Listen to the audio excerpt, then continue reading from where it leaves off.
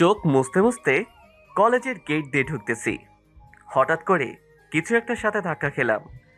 আসলে চোখের মধ্যে একটা ময়লা পড়েছিল, তাই চোখ মুছতে মুছতে হাঁটতেছি। চোখ খুলে দেখি একটা মেয়ে আমার সাথে ধাক্কা খেয়ে পড়ে যায়, আর উঠেই ঠাস ঠাস দুইটা চড় বসিয়ে দেয়। ওই কুত্তার বাচ্চা, দেখে চলতে পারিস না? এই, ভদ্রভাবে কথা বলেন। আমি ইচ্ছে করে ধাক্কা দেই নাই, আর আপনি দেখে চলতে পারেন না? এই ছোট লোকের বাচ্চা, তোর সাহস তো কম না, আমার মুখে মুখে তর্ক করিস? এই, আপনি আমাকে যা ইচ্ছা বলেন, মা বাবাকে কিছু বলবেন না, তাহলে কিন্তু। তাহলে কি করবি তুই? তুই জানিস আমি কে? আমি চাইলে 1 সেকেন্ডের মধ্যে তোকে এই কলেজ থেকে বের করে দিতে পারি। মেয়েটার কথা শুনে মুহূর্তেই রাগ উঠে গেল। মনে মনে ভাবলাম, আমি যদি একবার আমার আগের রূপ দেখাই তাহলে বুঝবি আমি কি জিনিস। নিজেকে সান্ত্বনা দিলাম যে আমি এখানে লেখাপড়া করতে আসছি, কোনো ঝামেলায় পড়তে নয়। আমার চুপ করে থাকা দেখে মেয়েটা আরও কয়েকটা গালি আর কিছু হুমকি দিয়ে চলে গেল। চারপাশে কিছু স্টুডেন্ট দাঁড়িয়ে দাঁড়িয়ে তামাশা দেখতেছিল। একজন বলল, ভাই, নিজের পায়ে নিজেই কুড়াল দিয়েছো? মানে? মেয়েটাকে চেনো? না। কলেজে আজ নতুন মনে হয়। হুম, ট্রান্সফার নিয়ে আসছি, 3য় সেমিস্টার। ও আচ্ছা, সেই জন্যই তো। মেয়েটার বাবা এই কলেজের সভাপতি, অনেক ক্ষমতাবান ব্যক্তি, এক নামে সবাই চেনে। মেয়েটা বাবার ভয় দেখিয়ে যা ইচ্ছা তাই করে, ওর সাথে কেউ টক্কা দিয়ে পারে না। ছেলেটার কথা শুনে আমি হাসতেছি। তারপর ছেলেটা বলল, কি ব্যাপার, হাসছো কেন? না এমনি। আচ্ছা যাই ভাইয়া, পরে কথা হবে। এরপর ক্লাসের দিকে হাঁটা দিলাম। চলেন এবার আপনাদের পরিচয়টা দিয়ে দেই। আমি জুয়েল, ডিপ্লোমা ইঞ্জিনিয়ারিংয়ে পড়তেছি। আপাতত আমার কেউই নাই, এক ধরনের এতিম। আবার এটা ভাববেন না যে আমার বাবা মা নেই, সবাই আছে, কিন্তু আমাকে বাসা থেকে বের করে দিছে। এখনো কিছু বুঝছেন না তো? চলেন বুঝিয়ে বলি। আমি ছিলাম বখাটে ছেলেদের লিডার। এমন কোনো খারাপ কাজ নেই যেটা আমি করিনি। মারামারি, রাজনীতি, এমনকি মাদকের ব্যবসাও করেছি। প্রতিদিন আমার নামে বাসায় বিচার আসতো।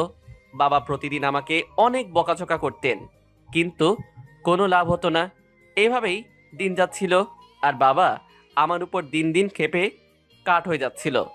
একদিন আমার এক বন্ধু একটা মেয়েকে প্রপোজ করে, কিন্তু বন্ধু বকাটে বলে মেয়েটা রিজেক্ট করে দেয়।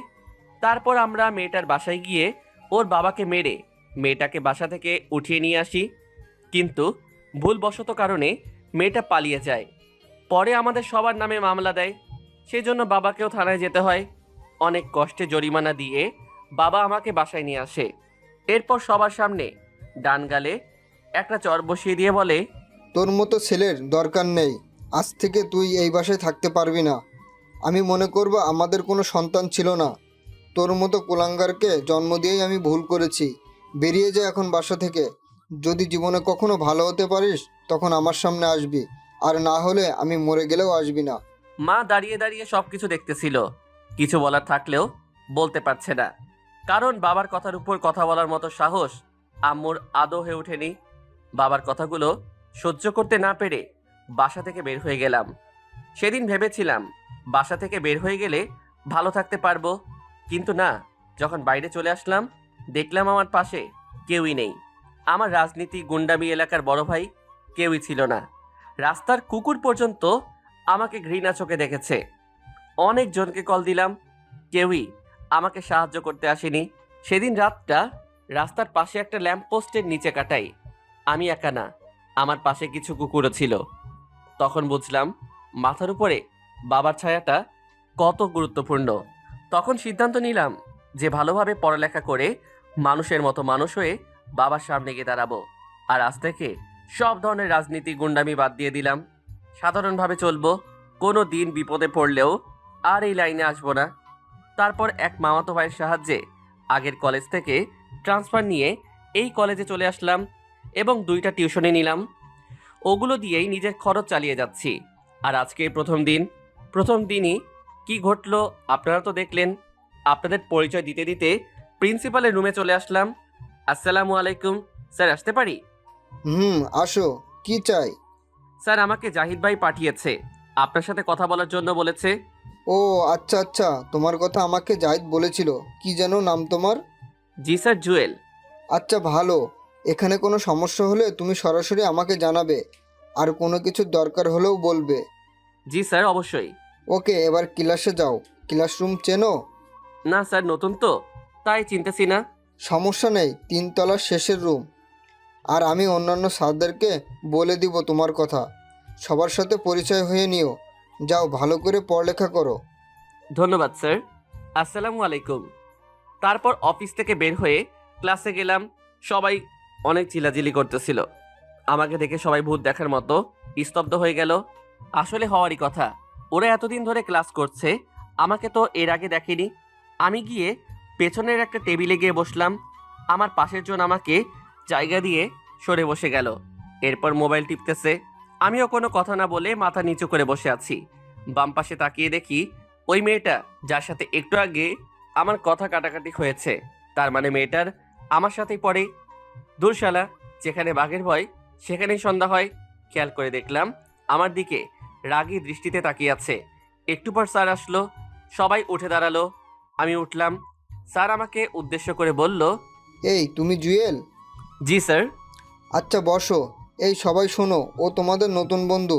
ট্রান্সফার নিয়ে এসেছে, আজ থেকে তোমাদের সাথে পড়ালেখা করবে। ক্লাস শেষে সবাই পরিচয় করে নিও। এখন বই নাও। এরপর ক্লাস শুরু হলো। মনোযোগ সহকারে ক্লাস করলাম। জীবনে প্রথম এত মনোযোগ দিয়ে ক্লাস করলাম। ভালোই লাগলো। ক্লাস শেষে আমার পাশে থাকাটা ছেলেটা একটা হাত বাড়িয়ে দিয়ে বলে, হাই, আমি হাকিম। হ্যালো, আমি জুয়েল। আগে কোথায় ছিলা? আগে ঠিকানা দিলাম। ও আচ্ছা, ভালো। একটা কথা বলতাম। হুম, বলো। ওই মেয়েটা, ঝগড়া হওয়া সেই মেয়েটাকে দেখিয়ে বললাম, আরে, ওর নাম তুন্নি। এই ক্যাম্পাসের সবচেয়ে জেদি মেয়ে। কত ছেলে যে চর খাইছে, ওর হাতে হিসাব নেই। ওর বাবার ক্ষমতা দেখিয়ে যে কোনো কাজ করে ফেলে। ভুলেও ওর কাছে যাবে না। আরে না, এমনি জিজ্ঞেস করলাম। আচ্ছা ঠিক আছে, থাকো, আমি চলে যাচ্ছি। আর ক্লাস করবে না? না, যে পার্কে বসে আছে, তাড়াতাড়ি না গেলে সমস্যা। আচ্ছা ঠিক আছে, যাও। ওকে, পরে দেখা হবে। এরপর হাকিম চলে গেল। আমি একা একা বসে রইলাম। আরও একটা ক্লাস করলাম। বিরতির সময় আমি ব্যাগ গোছাচ্ছি, এমন সময় পেছন থেকে কেউ একজন হাত ধরে টান দিল। তাকিয়ে দেখি একটা মেয়ে। আমি ফারিয়া। জি, আমি জুয়েল। ফ্রেন্ড হতে পারি? আমি কিছুক্ষণ চুপ করে দাঁড়িয়ে রইলাম। আসলে জীবনে কোনো মেয়েই আমার ফ্রেন্ড হতে চায়নি, না হওয়ারই কথা। বকাটে ছেলেদের কোনো মেয়েই পছন্দ করে না, কিন্তু সুন্দর মেয়েগুলোর কপালে বেশিরভাগ বকাটে ছেলেই থাকে। আমার এইভাবে চুপ করে থাকা দেখে ফারিয়া বলল, ওই মিস্টার, জাস্ট ফ্রেন্ডশিপ করতে চেয়েছি, বিয়ে করতে নয়। এত চিন্তা করার কি আছে? না সরি, ওকে ফ্রেন্ড। আচ্ছা, আজ থেকে একজন অন্যজনকে তুই করে বলবো। আপনি বা তুমি, এগুলো আমার পছন্দ না। আচ্ছা ঠিক আছে। চল এখন কোথায়? ক্যান্টিনে, আমার বাকি ফ্রেন্ডদের সাথে তোর পরিচয় করিয়ে দিব। হুম, চলো। এরপর ক্যান্টিনে গেলাম। অনেক স্টুডেন্ট ওখানে বসে আছে।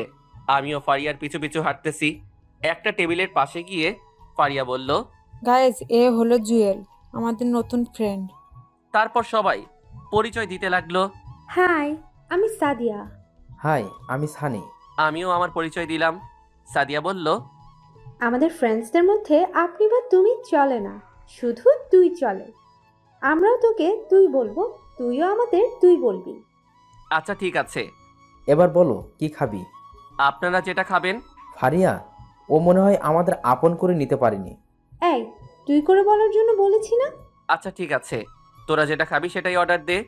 আসলে ছেলে মেয়েগুলো যে এত মিশুক, এত ভালো মেন্টালিটির, ওদের সাথে না মিশলে হয়তো জানতাম না। একদিনেই এত আপন করে নিল আমাকে, ভাবতেই ভালো লাগছে। হঠাৎ করে দেখলাম সেই ফালতু মেয়েটা আমার দিকে আসছে, চোখ মুখ লাল হয়ে আছে। আমার কাছে এসে পাশ কেটে চলে গেল। অন্য একটা টেবিলে গিয়ে বসলো। আরো কতগুলো গুন্ডি মেয়ে ওর পাশে গিয়ে বসলো। কিছুক্ষণ ওরা নিজেরা নিজেরা কথা বলতে লাগলো। তারপর পুরো দল আমাদের কাছে আসলো। ওই কান ধর। কান ধরবে মানে? কি করছে ও? ও আমার ফ্রেন্ড ফাহিমাকে চোখ মেরেছে। আমি তো পুরো টাসকি খেয়ে গেলাম। তারপর বললাম, আপনার সমস্যা কি? শুরু থেকেই আমার পিছে লাগছেন। আমি তোর পিছে লাগছি? তোর মতো ছোট লোকের পিছে আমি লাগবো? এই তন্নি, তোর সমস্যা কি? ও আজকেই এই কলেজে আসলো আর তুই আজকেই ওর পিছে লাগছিস? সমস্যা কি তোর? তোরা তো জলে কেন? ও তোর কি হয়? দেখ তন্নি, ও আমাদের ফ্রেন্ড। শুধু ফ্রেন্ড না, বলতে পারিস বেস্ট ফ্রেন্ড। বাহ, প্রথম দিনে বেস্ট ফ্রেন্ড, আর 2 দিন গেলে তো জামাই বানায় ফেলবি। হ্যাঁ, বানাবো। তোর কোনো সমস্যা? যা এখান থেকে। ওই চল সবাই, এই ছোট লোকের বাচ্চাকে পরে বোঝাবো। সবাই চলে গেল। রাগে মাথায় রক্ত উঠে গেল। শালা বারবার ইচ্ছা করছে আগের রূপে 1 ঘন্টার জন্য ফিরে যাই আর দেখিয়ে দেই আমি কি জিনিস, ছোট নাকি অন্য কিছু দেখিয়ে দেই। আমার চুপ থাকা দেখে সাদিয়া বলল, কি রে, তোর সাথে তন্নির আগে কিছু হয়েছে? পুরো ঘটনা বললাম। আচ্ছা বাদ দে, মেয়েটা ফালতু। বাবার ক্ষমতা দেখিয়ে যা ইচ্ছা তাই করে, ওর থেকে দূরে থাকিস। ওই, এগুলো বাদ দে এখন, খেয়ে নে সবাই। তারপর খাওয়া দাওয়া করে বাসায় চলে গেলাম। প্রথম দিন ভালোই কাটছে। যদি তন্নি মেয়েটার সাথে এগুলো না ঘটতো তাহলে আরো ভালো হতো। রাতে শুয়ে শুয়ে ভাবছি অচেনা একটা ছেলের সাথে তন্নি এমন কেন করলো। তবে তন্নি মেয়েটা কিন্তু অনেক সুন্দর। প্রথম দেখায় যে কেউ প্রেমে পড়বে। রাগটা একটু বেশি মনে হয়। এগুলো ভাবতে ভাবতে কখন যে ঘুমিয়ে গেছি মনে নেই। সকালে ঘুম থেকে উঠে টিউশনি করিয়ে কলেজে চলে গেলাম। গেট পার হয়ে একটু ভিতরে গেলাম। গাছতলায় তন্নির অনেকগুলো গুন্ডি ফ্রেন্ডস বসে বসে একটা ছেলেকে র‍্যাগ দিচ্ছে। ছেলেটা কান ধরে এক পায়ের উপর দাঁড়িয়ে আছে। আমি দেখেও না দেখার ভান ধরে চলে যাচ্ছি। এমন সময় একটা মেয়েকে আমাকে ডাক দিল। ওই চিকনা, ওই তোকে বলছি, এদিকে আয়। কি হয়েছে? কি সমস্যা? ডাকছেন কেন? সিনিয়রদের কিভাবে সম্মান দিতে হয় সেটাও জানিস না? মানে সিনিয়রকে? কে আবার? আমরা আমরা কি সিনিয়র না? ও হ্যালো, আমরা সেম ব্যাচের। ওকে। তোর তো সাহস কম না, মুখে মুখে তর্ক করিস। সাহসের কি দেখছেন এখনো? কিছু বললি? না, আমি যাই, কাজ আছে। ওই দাঁড়া। কেন? তুই কান ধরে 5 বার উঠবোস করবি। মানে? মানে তুই কান ধরে উঠবোস করবি। যদি না করি? মেরে তোর মাংস আলাদা করে ফেলবো। তুই আমাদের সম্পর্কে ভালো করেই জানিস। দেখবো কি করে? আর কিছু না বলে ক্লাসে চলে গেলাম। দেখলাম ওরা কাকে যেন কল দিয়ে আসতে বলতেছে। আমি ওদিকে খেয়াল না করে ক্লাসরুমে চলে গেলাম। তৃতীয় ঘন্টার সময় আমি, সানি, সাদিয়া, ফারিয়া আর আইমান বসে বসে গল্প করতেছি। এমন সময় 4-5টা ছেলে স্টিলের পাইপ নিয়ে ক্লাসে ঢুকলো। দেখে মনে হচ্ছে না এই কলেজের ছেলে। স্টুডেন্টরা সবাই ভয়ে জড়ো হয়ে বসে আছে। ওদের মধ্যে একটা ছেলে বলল, ওই তোদের মধ্যে জুয়েল কে রে? সবাই আমার দিকে তাকালো। ছেলেটা আমার কাছে এসে, ওই তুই জুয়েল? আমি। ছেলেটা আর কোনো কথা না বলে আমার কলার চেপে ধরে টান দিয়ে বসা থেকে উঠিয়ে টানতে টানতে নিচে নিয়ে যায়। ক্লাস সহ পুরো ক্যাম্পাসের সবাই আমার দিকে হা করে তাকিয়ে আছে। নিচে গাছতলায় নিয়ে যায়। দেখলাম তন্নি আর ওর গুন্ডি মেয়েগুলো দাঁড়িয়ে দাঁড়িয়ে একটা ছেলের সাথে কথা বলতেছে। তার মানে ওরাই আমাকে মারার জন্য ছেলে ফিট করেছে। আমাকে যে ছেলেটা নিয়ে যায় সে বলল, ভাই ওরে নিয়ে আসছি। ছেলেটা আমার দিকে তাকালো আর সাথে সাথে বলল, আরে জুয়েল ভাই, আপনি এখানে? ফাহাদ, তুই এখানে কেন? আমাদের কথা শুনে তন্নি সহ বাকি সবাই হা করে তাকিয়ে আছে। আসলে ফাহাদ ছেলেটা আমার সাথে রাজনীতি করত। একবার একটা মামলাও খায় আর আমি তাকে সেখান থেকে উদ্ধার করি। সেই থেকে আমাকে দেখলে সর্বোচ্চ সম্মান দেখায়। ভাই, এই মেয়েটা আমাকে টাকা দিয়েছে একজনকে মারার জন্য, কিন্তু সেই ছেলে যে আপনি সেটা আমাকে বলেনি। প্লিজ ভাই, কিছু মনে করবেন না। নেক্সট টাইম আর হবে না। প্লিজ ভাই, মাফ করে দিয়েন। আচ্ছা বাদ দে, আমি কিছু মনে করিনি। ভাই আপনি এখানে কেন? ওদিকে কি খবর? ওগুলো সব বাদ দিয়ে দিছি। আচ্ছা, এসব ব্যাপারে এখানে না বললেই ভালো হয়। ওকে ভাই, আমি চলে যাচ্ছি। আর ওর ব্যবহারে কিছু মনে করবেন না। ওকে যা, কিছু মনে করিনি। আর এই যে আপনি, নেক্সট টাইম আমাকে ডাকবেন না। যত সব ফাজিল মেয়ে। আচ্ছা ভাই, যাচ্ছি। পুরো ক্যাম্পাসের স্টুডেন্টরা আমার দিকে অবাকভাবে তাকিয়ে রইল। সানি, আইমান, ফারিয়া, সাদিয়া ওরাও ছিল। আমি ক্লাসে চলে গেলাম। কিছুই ভালো লাগছে না। মেয়েটা এমন কেন করলো আমার সাথে? ধুর, ক্লাস করব না। সোজা ক্যান্টিনে চলে গেলাম। দেখলাম ওখানে সানিরা সবাই আছে। আমি গিয়ে ওদের পাশে বসলাম। সবাই ভূত দেখার মতো হা হয়ে আছে। কিরে, তোরা এভাবে তাকিয়ে আছিস কেন? একটা সত্যি কথা বলবি? কি কথা? তুই কে? মানে আমি জুয়েল, তোদের ফ্রেন্ড। সেটা না হয় বুঝলাম, কিন্তু ছেলেগুলো তোকে দেখে এমন ভয় পেল কেন? আরে ওরে আমি আগে থেকে চিনি, তাই। তুই মিথ্যা বলতেছিস। আমাদের বল, কোনো সমস্যা নাই, আমরা তোর ফ্রেন্ড, কাউকে কিছু বলবো না। আরে ধুর, কি বলবো? ছেলেগুলো তোকে দেখে এমন করলো কেন? শুধু আমরা না, তন্নি সহ পুরো ক্যাম্পাসের সবাই অবাক হয়ে গেছে। এর কারণ কি? আরে ধুর, আমি নিজেই জানি না। তার মানে তুই সত্যিটা বলবি না, এই তো? এই সবাই চল, এখান থেকে আর লাভ নেই। এই কই যাস? বস এখানে, বলছি। বল তাহলে। পুরো ঘটনাটা ওদেরকে বললাম। এই জন্যই ছেলেগুলো তোকে ভয় পেল? তুই কি তন্নির সাথে আবার কোনো ঝামেলা করবি? আরে না, ঝামেলা করলে প্রথমেই করতে পারতাম, কিন্তু আমি করব না। এগুলো করার ইচ্ছা থাকলে আগের ক্যাম্পাসে করতাম, এখানে আসতাম না। কিন্তু ও যদি তোর সাথে আবার কোনো ঝামেলা করে? করলে করুক, বাট আমি কিছু করব না। ঝামেলা কেন করবে? আমরা কি মরে গেছি নাকি? আমরা থাকতে তন্নি আর কোনো ঝামেলা করতে পারবে না। ঠিক বলছিস। বন্ধু, যা হয়েছে বাদ দে, আমরা আছি, তুই টেনশন করিস না। সেদিন ওদের সাথে আড্ডা দিয়ে বাসায় চলে আসলাম। রাতে বসে বসে ভাবতেছি, আমার জন্ম হলো কি শুধু ঝামেলায় পড়ার জন্য? যাও সব কিছু ছেড়ে একটু ভালো হতে চেয়েছি, সেটাও সম্ভব হচ্ছে না। তারপর খেয়ে দিয়ে ঘুমিয়ে পড়লাম। সকালবেলা ঘুম থেকে উঠে ফ্রেশ হয়ে আবার কলেজে গেলাম। ক্লাসে গিয়ে সবার সাথে আড্ডা দিচ্ছি, এমন সময় তন্নি মেয়েটা আসলো।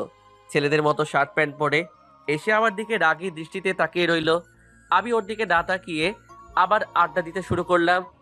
ক্লাস শেষ করে ক্যান্টিনের দিকে যাচ্ছি, এমন সময় তন্নির গুন্ডি ফ্রেন্ডগুলো এসে আমাকে ঘিরে ধরলো। কি রে হিরো, কই যাস? দেখেন, আপনাদের সাথে আমি কোনো কথা বলতে চাই না, সো আপনারা আপনাদের মতো থাকেন আর আমাকে আমার মতো থাকতে দেন। আরে তোর মতো ছোট লোক আমাদের সাথে কি কথা বলবে? তোর কোনো যোগ্যতা আছে আমাদের সাথে কথা বলার? মাথায় রক্ত উঠে গেল। নিজের রাগকে কন্ট্রোল করে আর কোনো কথা না বলে সোজা হাঁটা দিলাম। এমন সময় তন্নি অন্য পাশ হতে আমার সামনে এসে দাঁড়ালো। কি রে ছোট লোক, কই যাস? দাঁড়া এখানে। আপনার সমস্যা কি? আমার সমস্যা তুই, তোকে দেখলেই আমার গা জ্বলে। ডাক্তার দেখান, আপনার মনে হয় চুলকানি হয়েছে। তুই কি ভাবিস কাল ছেলেটার হাত থেকে বেঁচে গেছিস বলে আমিও তোকে ভয় পেয়ে যাব? No, never. তুই শুধু দেখ আমি তোর কি হাল করি। যা পারেন করেন, এখন সরেন সামনে থেকে। তারপর সোজা ক্যান্টিনে চলে গেলাম। সানিদের সাথে আড্ডা দিয়ে বাসার দিকে হাঁটা দিলাম। কিছু দূর যাওয়ার পর একটা ছেলে আমার পিছু নিল। খেয়াল করলাম ছেলেটা আমাকে ফলো করছে। আরেকটু সামনে যাওয়ার পর আরও একটা ছেলে গলির ভিতর থেকে বের হয়ে ওই ছেলেটার সাথে হাঁটতে লাগলো। এভাবে মোট 5 জন ছেলে আমার পিছু নিল। আমি তাড়াতাড়ি হাঁটা শুরু করলাম, ওরাও তাড়াতাড়ি হাঁটা শুরু করলো। একটু পর একটা ছেলে আমাকে পিছন থেকে ডাক দেয়। আমি পিছনে তাকাতেই এভাবে মোট 5 জন ছেলে আমার পিছু নিল। আমি তাড়াতাড়ি হাঁটা শুরু করলাম, ওরাও তাড়াতাড়ি হাঁটা শুরু করলো। একটু পর একটা ছেলে আমাকে পিছন থেকে ডাক দেয়। ওই সাদা শার্ট, দাঁড়া। আমি পিছনে তাকাতেই দেখি প্রথমে সেই ছেলেটা আমাকে ডাক দেয়। জি, আমাকে বলছেন? তো এখানে কি তোর বাপ আছে যে তোর বাপকে ডাক দিব? মাথা পুরা খারাপ হয়ে গেল। ইচ্ছে করছে একটা ঘুষি দিয়ে নাক ফাটিয়ে দেই। রাগকে কন্ট্রোল করে বললাম, বলেন কি বলবেন? তোর কাছে আগুন আছে? জি না, আমি আগুন রাখি না। ওই বেটা, রাখিস না কেন? তুই জানিস না আমাদের আগুন লাগবে? আপনাদের এত আগুনের দরকার হলে নিজেরাই তো সাথে রাখতে পারেন, অন্যের কাছে হাত পাতার কি দরকার? ওই কি রাখবো, কি রাখবো না সেটা কি তোর কাছ থেকে শিখতে হবে? বল, কথা বল। ছেলেটা আমাকে ধাক্কা দিতে লাগলো। কি ব্যাপার, আপনি গায়ে হাত দিচ্ছেন কেন? হাত দিলে কি করবি তুই? পারলে কিছু কর। ছেলেগুলো আমাকে চারপাশে ঘিরে ফেললো। 2টা ছেলে হঠাৎ করে আমার হাত 2টা ধরে ফেললো। বাকি 3 জন ইচ্ছে মতো মারতে শুরু করলো। আমি চাইলেও ওদের সাথে পেরে উঠতে পারছি না। একটা ছেলে আমার মাথায় অনেক জোরে একটা আঘাত করে। তারপর আর কিছু মনে নেই। যখন জ্ঞান ফিরল, নিজেকে হাসপাতালে আবিষ্কার করলাম। দেখলাম সানি, আইমান আর ফারিয়া আমার পাশে বসে আছে, আমার মাথায় ব্যান্ডেজ করা। কি রে, তোরা এখানে? এখন কেমন লাগছে তোর? ভালোই। তোদের কি অবস্থা বল? আমরা ঠিক আছি। বল, তোর এই অবস্থা কে করলো? এ আইমান, তুই পাগল? ওর মাত্র জ্ঞান আসলো আর তুই এখনই প্রশ্ন শুরু করে দিলি? ও আগে একটু সুস্থ হোক, তারপর সবকিছু জানতে পারবি। ডাক্তার বলেছে বিকেলবেলা নিয়ে যেতে পারবো। সাদিয়া কই রে? ওর আম্মু অসুস্থ, বাসায় চলে গেছে। একটু আগেও এখানে ছিল। তোর আজকে আর ম্যাচে যাওয়ার দরকার নেই। আমার বাসায় চল, ভালো হলে তারপর ম্যাচে যাবি। আরে না, ও আমার সাথে যাবে। আমি আম্মুকে বলে দিয়েছি। না রে, আমি কারো বাসায় যাব না। ম্যাচেই ঠিক আছি। তোদের টেনশন করার দরকার নেই। তোরা বরং এখন যা, পারলে বিকেলবেলা আসিস, আর না পারলে আসার দরকার নেই। আমি বাসায় যেতে পারবো। আরে মাথা খারাপ নাকি? তোকে এভাবে রেখে যাব না। এই ফারিয়া, তুই মেয়ে মানুষ, বাসায় বকাঝকা করবে। তুই বরং বাসায় চলে যা, আমরা জুয়েলকে বাসায় নিয়ে এসে তারপর যাব। আচ্ছা ঠিক আছে, কোনো দরকার হলে কল দিস। ওকে, যা তাহলে। কাল ক্যাম্পাসে আসলে দেখা হবে। এরপর ফারিয়া চলে যায়। সানি আর আয়মান বিকাল পর্যন্ত আমার সাথে ছিল। বিকালবেলা আবার ম্যাচে ফিরে গেলাম। এখন মোটামুটি ভালো লাগছে। এভাবে প্রায় 1 সপ্তাহ কেটে যায়। সানি আয়মান সময় পেলে এসে দেখা করে যায়। ফারিয়া সাদিয়াও কয়েকবার আসছিল, আর নিয়মিত গ্রুপে কথা হয়।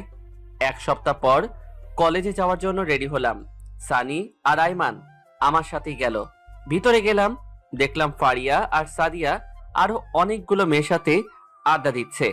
আমাদের দেখে এদিকে আসলো। কি রে, আসছিস? হুম। চল ক্লাসে যাই, অনেকদিন ক্লাস করিনি। আরে আজব, তোরা তো প্রতিদিনই কলেজে আসিস, তাহলে ক্লাস করিসনি কেন? আরে বেটা, তোরে ছাড়া ক্লাস করে কোনো মজা আছে? চল ক্লাসে চল। হুম, চল। আচ্ছা শোন, 2টা ক্লাস করে চলে আসবো। কেন? আজকে একটু ঘুরতে যাব। অনেকদিন কোথাও ঘুরতে যাই না। আচ্ছা, দেখা যাবে, এখন চল। ওটার সাথে সাথে দেখলাম ওই গন্ডি তন্নি মেয়েটা তার ফালতু বান্ধবীগুলোর সাথে দাঁড়িয়ে দাঁড়িয়ে হাসাহাসি করতেছে। আমাদের দেখে এগিয়ে আসলো। কি রে, তুই এখনো বেঁচে আছিস? আমি তো ভাবছি সেদিনই মরে গেছিস। ওই, তোর সমস্যা কি রে? তুই ওর সাথে এমন করলি কেন? ভাগ্যিস সেদিন আমরা ছিলাম না, তাহলে দেখতি। তন্নি সাথে সাথে সানির কলা চেপে ধরে তারপর বলে, কি দেখাতি তুই? ডানা গজাইছে তাই না? বেশি পাকনামি করলে আজই টিসি দিয়ে লাথি দিয়ে কলেজ থেকে বের করে দেব। দেখি তোর কোন বাপ আমার কি করতে পারে। এই তোর বাবা কলেজের সভাপতি বলে যা ইচ্ছা তাই করবি নাকি? তুই চুপ থাক, শালা ফালতু। তন্নি, তুই কিন্তু বেশি করে ফেলতেছিস। এই কলেজে আমরাও বেতন দিয়ে পড়ালেখা করি, তোর বাবার টাকায় পড়ি না।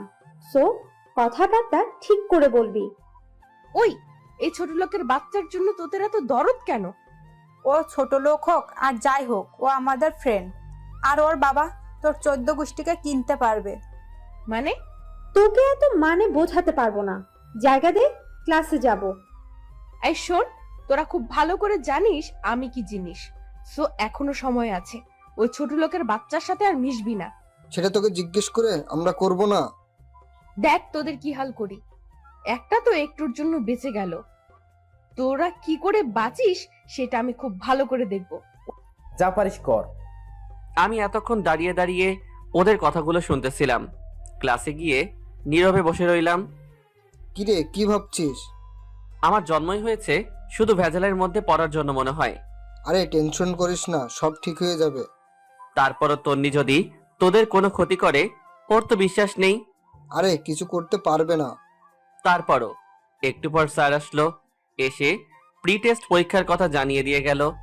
1 সপ্তাহ পর পরীক্ষা। স্যার চলে যাওয়ার পর ক্যান্টিনে গিয়ে নাস্তা করে বাসায় চলে আসলাম। বাকিরাও বাসায় চলে যায়। এই 1 সপ্তাহ আর ক্যাম্পাসে যাইনি। যদি তন্নি মেয়েটা কোনো ঝামেলা করে, পরে দেখা যাবেই, পরীক্ষাটাই মিস হয়ে যাবে। তার চেয়ে ভালো কলেজে না যাওয়াটাই উত্তম। সানি আর আইমানের সাথে বিকালবেলা বসে বসে আড্ডা দিতাম। দেখতে দেখতে পরীক্ষার দিন চলে আসলো। রেডি হয়ে কলেজে চলে গেলাম। গেটের সামনে আইমানের সাথে দেখা। কিরে, আসছিস? আমি তোর জন্য দাঁড়িয়ে আছি। বাকিরা কোথায়? ওরাও ছিল, আমি পাঠিয়ে দিয়েছি। ও আচ্ছা, চল হলরুমে যাই। হলরুমে গেলাম। সানিকে দেখলাম এক দৃষ্টিতে সাদিয়ার দিকে তাকিয়ে আছে। আমি গিয়ে ওর কাঁধে হাত দিলাম। কিরে, কি দেখোস? আরে মামা চলে আসছিস? ওদিকে কি দেখোস? সাদিয়াকে নাকি পাশেরটাকে? আরে না, তোরা আসছিস না দেখে ওদিকে তাকিয়ে রইলাম আর কি। বুঝি বুঝি, সব বুঝি। ফ্রেন্ড হই, আমাদের ভুলেও অন্য কিছু চিন্তা করিস না। পরে দেখবি ফ্রেন্ডশিপটাই নষ্ট হয়ে গেছে। তুই শালা এক লাইনে বেশি বুঝিস। আচ্ছা বাদ দে, ভিতরে চল। চল। ভিতরে গিয়ে সিট নাম্বার খুঁজতে লাগলাম। অবশেষে মাঝখানের একটা টেবিলে আমার সিট পড়লো। আমার পাশেই দেখি তন্নির সিট। মেয়েটা প্রথমে বসে বসে আড্ডা দিচ্ছিল। আমাকে দেখে যেন মাথায় আকাশ ভেঙে পড়লো। তারপর বলল, ওই কুত্তা, তুই এখানে কেন? এই ভদ্রভাবে কথা বলেন, এখানেই আমার সিট, তাই আমি এখানে। কিন্তু তুই আমার পাশে বসতে পারবি না। সেটা আপনি স্যারকে বলেন, আমি এখানেই বসবো। সেদিনের মায়ের কথা ভুলে গেছিস?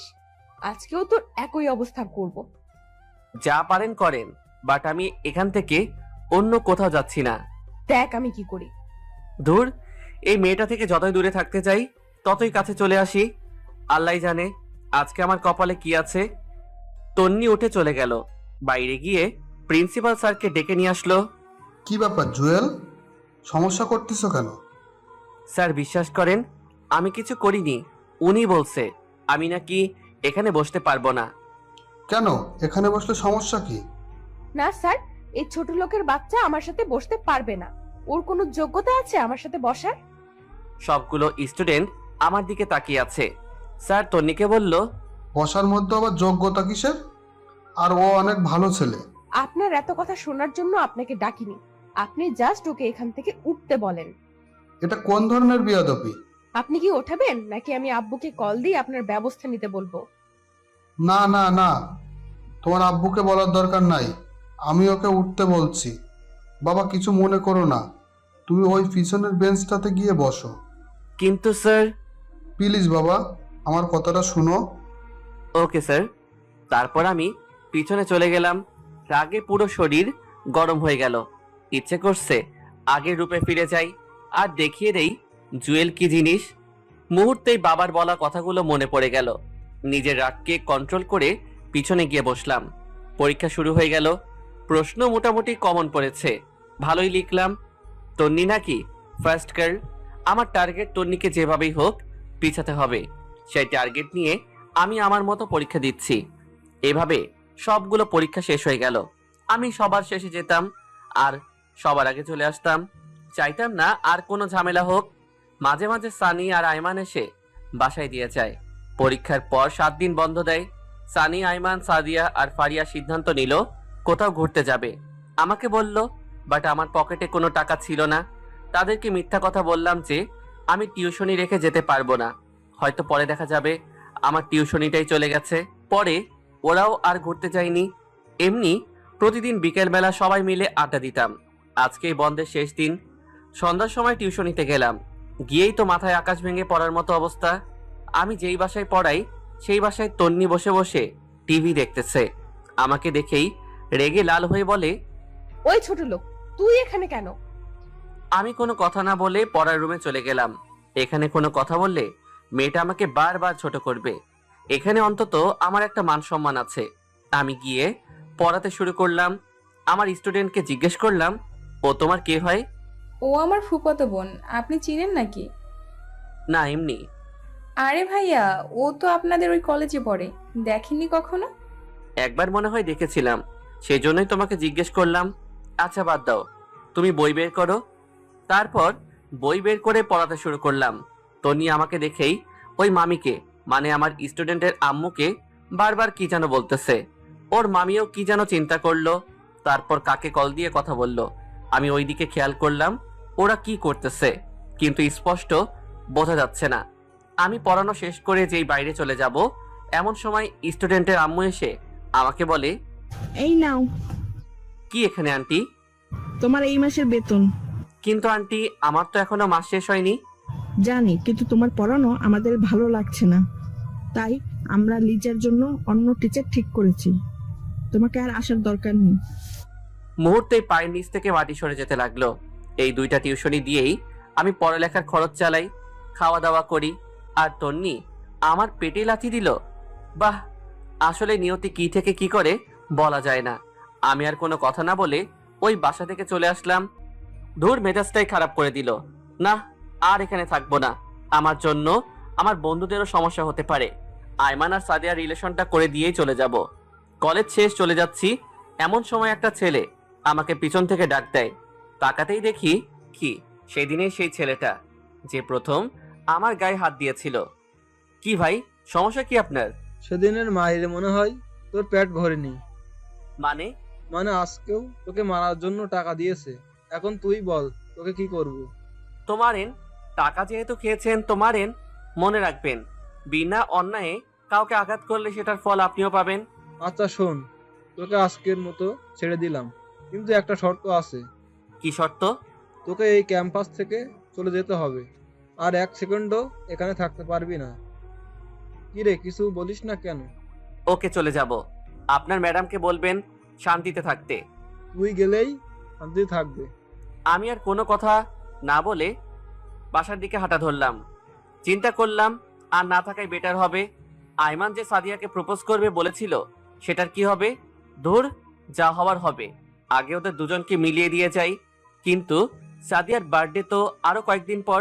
এই কয়েকদিন ক্যাম্পাসে গেলে ছেলেগুলো আবার আক্রমণ করবে। এবার আক্রমণ করলে আর বেঁচে থাকবো বলে মনে হয় না। তার চেয়ে বেটার এই কয়েকদিন ক্যাম্পাসে যাব না। এভাবে কয়েকদিন চলে গেল। সানি আয়মান বারবার কল দিয়ে কারণ জানতে চাইলো। আমি অসুস্থ বলে কাটিয়ে দিলাম। অবশেষে সাদিয়ার বার্থডে চলে আসলো। আগামীকাল সাদিয়ার বার্থডে। আজকে থেকে সবাই মিলে প্রিপারেশন নেওয়া শুরু করলাম কিভাবে কি করব। বিকেলবেলা সানি, আয়মান আর আমি দিঘির পাড়ে গেলাম। দোস্ত, কেমনে কি করব একটু তো বল। কেকের অর্ডার দিয়েছিস? আমি আসার সময় দিয়ে আসছি। গুড। কেকের মধ্যে একটা রিং লুকানো থাকবে। আমরা 3 জন ছাড়া আর কেউই যেন না জানে। অনুষ্ঠান করবি কোথায়? সিজলা রেস্টুরেন্টে করলে কেমন হয়?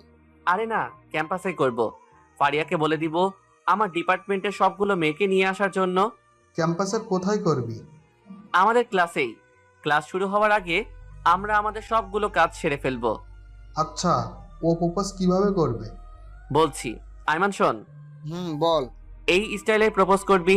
একটা কাব্য মুখস্থ করতে বললাম। আচ্ছা, সাদিয়া যদি রাজি না হয়? সেটা পরে দেখা যাবে, আগে প্রপোজ তো কর। আমরা আছি, টেনশন করিস না। আশা করি অ্যাকসেপ্ট করবে। দোয়া কর দোস্ত। আচ্ছা, এখন কিছু কেনাকাটা করতে হবে। কি কি কিনবি? আগে বাজারে চল, তারপর না হয় দেখা যাবে। ওকে চল। আচ্ছা, আরেকটা কথা। কি? কালকে কি শার্ট প্যান্ট পরবো নাকি কোট টাই? কালকে পাঞ্জাবি পরবি। তাহলে তোরাও পরিস। সেটা পরে দেখা যাবে। পরে না, চল আমরা সেম কালারের পাঞ্জাবি কিনে নিই, কালকেই পরবো। আচ্ছা ঠিক আছে। এরপর 3 জনে মিলে অনেক কেনাকাটা করলাম।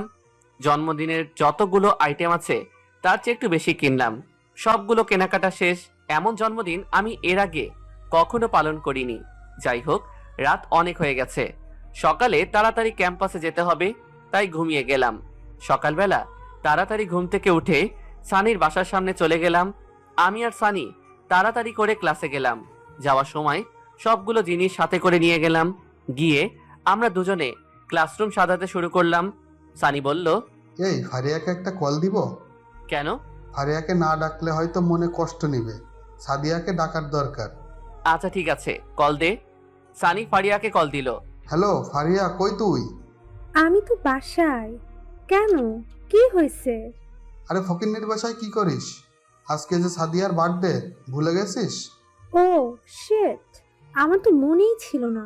তোরা কোথায়? আমরা ক্লাসে আছি, তাড়াতাড়ি আয়। ওকে, আমি সাদিয়াকে নিয়ে আসছি। আরে ওকে নিয়ে আসার দরকার নেই, ওকে নিয়ে আসলে তো আমাদের সব প্ল্যান জ্বলে যাবে। তাও ঠিক। আচ্ছা, তোরা থাক, আমি আসছি। তাড়াতাড়ি। ফারিয়া আসতে আসতে আমি আর সানি সবকিছু রেডি করে ফেললাম। একটু পর ফারিয়া আসলো। কি রে, এত কিছু কখন করলি? পরে শুনিস। এখন একটা কাজ কর। কি কাজ? সাদিয়া আসছে কিনা দেখ। যদি আসে তাহলে ক্লাসে আসতে দিস না। আমাদের এখনো অল্প একটু কাজ বাকি আছে। আচ্ছা ঠিক আছে। তো দাঁড়িয়ে আছিস কেন? যা বাইরে গিয়ে দেখ। এই, তুই আয়মানকে একটা কল দে তো। ওয়েট দিতেছি। সানি কল দিল। কি ব্যাপার দুলা ভাই, কই আপনি? আরে বেটা, এমনে বলিস কেন? শরম লাগে তো। তোর শরমের গুষ্টি কিলাই, তাড়াতাড়ি আয়। এই তো আমি গেটের সামনে আসি, 2 মিনিট ওয়েট কর, আসছি। তাড়াতাড়ি আয়। একটু পর আইমানও চলে আসলো। আমাদেরও সবকিছু রেডি। বাহ, এত সুন্দর লাগছে ক্লাসরুমটা দেখেই শরীরে একটা ভাব চলে আসলো। বন্ধু, আমার তো শরীর কাঁপতেছে। কেন? কিভাবে যে প্রপোজ করব, আগে কখনো কাউকে করিনি তো, তাও এইরকম একটা সুন্দর পরিবেশে। কবিতাটা মুখস্থ করছিস? হুম, ওটা মনে মনে রিভিশন দে। দিতেছি তো। কথা বলতেছি এমন সময় ফারিয়া কল দিল। হ্যালো জুয়েল। বল। সাদিয়া তো আসছে, এখন কি করব? আচ্ছা নিচে দাঁড়া, আমি আসতেছি। তাড়াতাড়ি আয়। এরপর আমি চলে গেলাম। যাওয়ার সময় সানিকে বললাম সবগুলো ফ্রেন্ডকে ক্লাসে ডেকে নিয়ে আসতে। এরপর আমি নিচে চলে গেলাম। গিয়ে দেখি ফারিয়া আর সাদিয়া দাঁড়িয়ে দাঁড়িয়ে কথা বলতেছে। আমি যাওয়ার পর, কিরে, তোর আবার কি হয়েছে? কেন আমার আবার কি হবে? নীল পাঞ্জাবে গায়ে দিয়ে আসলি, ঘটনা কি? আরে কিসের ঘটনা, এমনি একটা কারণ আছে। তো কারণটা কি আমরা জানতে পারি না?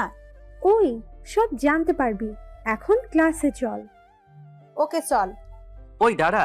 আবার কি হলো? আমি কোনো কথা না বলে ওর চোখগুলো আড়াল করে ধরলাম। কিরে, চোখ ধরেছিস কেন? তোর জন্য একটা সারপ্রাইজ আছে, এখন হাঁটতে থাক। আমি সাদিয়া চোখগুলো ধরে ক্লাসে নিয়ে যাচ্ছি, আর পুরো ক্যাম্পাসের সবাই আমাদের দিকে হা করে তাকিয়ে আছে। আমার এমন কর্মকাণ্ড দেখে সবাই আমাদের পিছন পিছন আসতে লাগলো। যাই হোক, অবশেষে ক্লাসে নিয়ে গেলাম। ক্লাসেও অনেকগুলো বন্ধু ছিল। আমি ক্লাসে নিয়ে গিয়ে ওর চোখ খুলে দিলাম আর বললাম সারপ্রাইজ।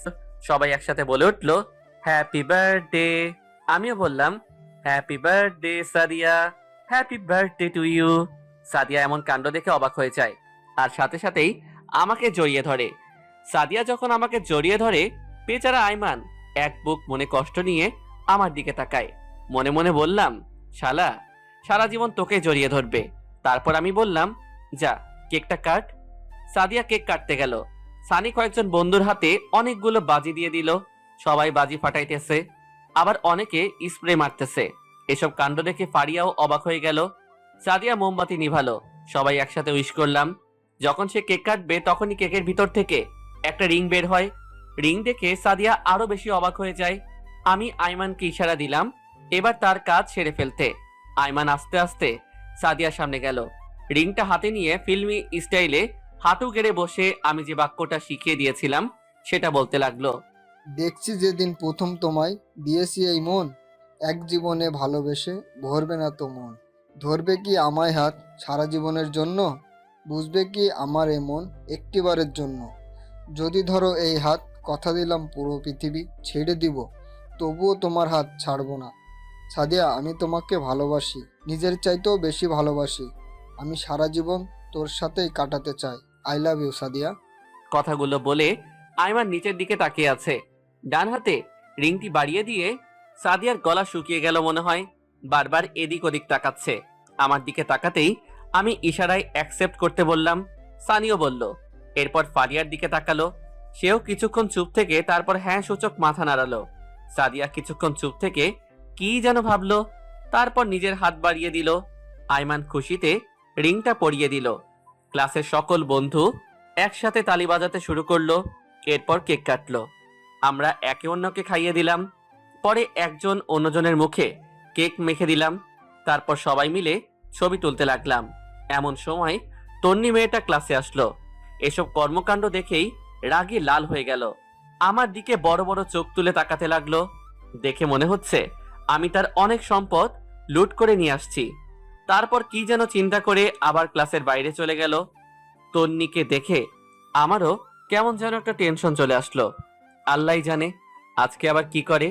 যাই হোক, সবকিছু শেষ করে আমরা সবাই কলেজ থেকে বের হয়ে গেটের সামনে গেলাম। দেখলাম একটা পুলিশের গাড়ি। আমরা গেটটা পার হয়ে বাইরে আসতেই একটা পুলিশ আমার কলার চেপে ধরে বলল, এই তোর নাম জুয়েল? জি। চল তাহলে। কোথায়? শ্বশুর বাড়ি। আমার অপরাধ? বাহ, শ্বশুর বাড়ি কি জিনিস তাহলে বুঝে গেছিস।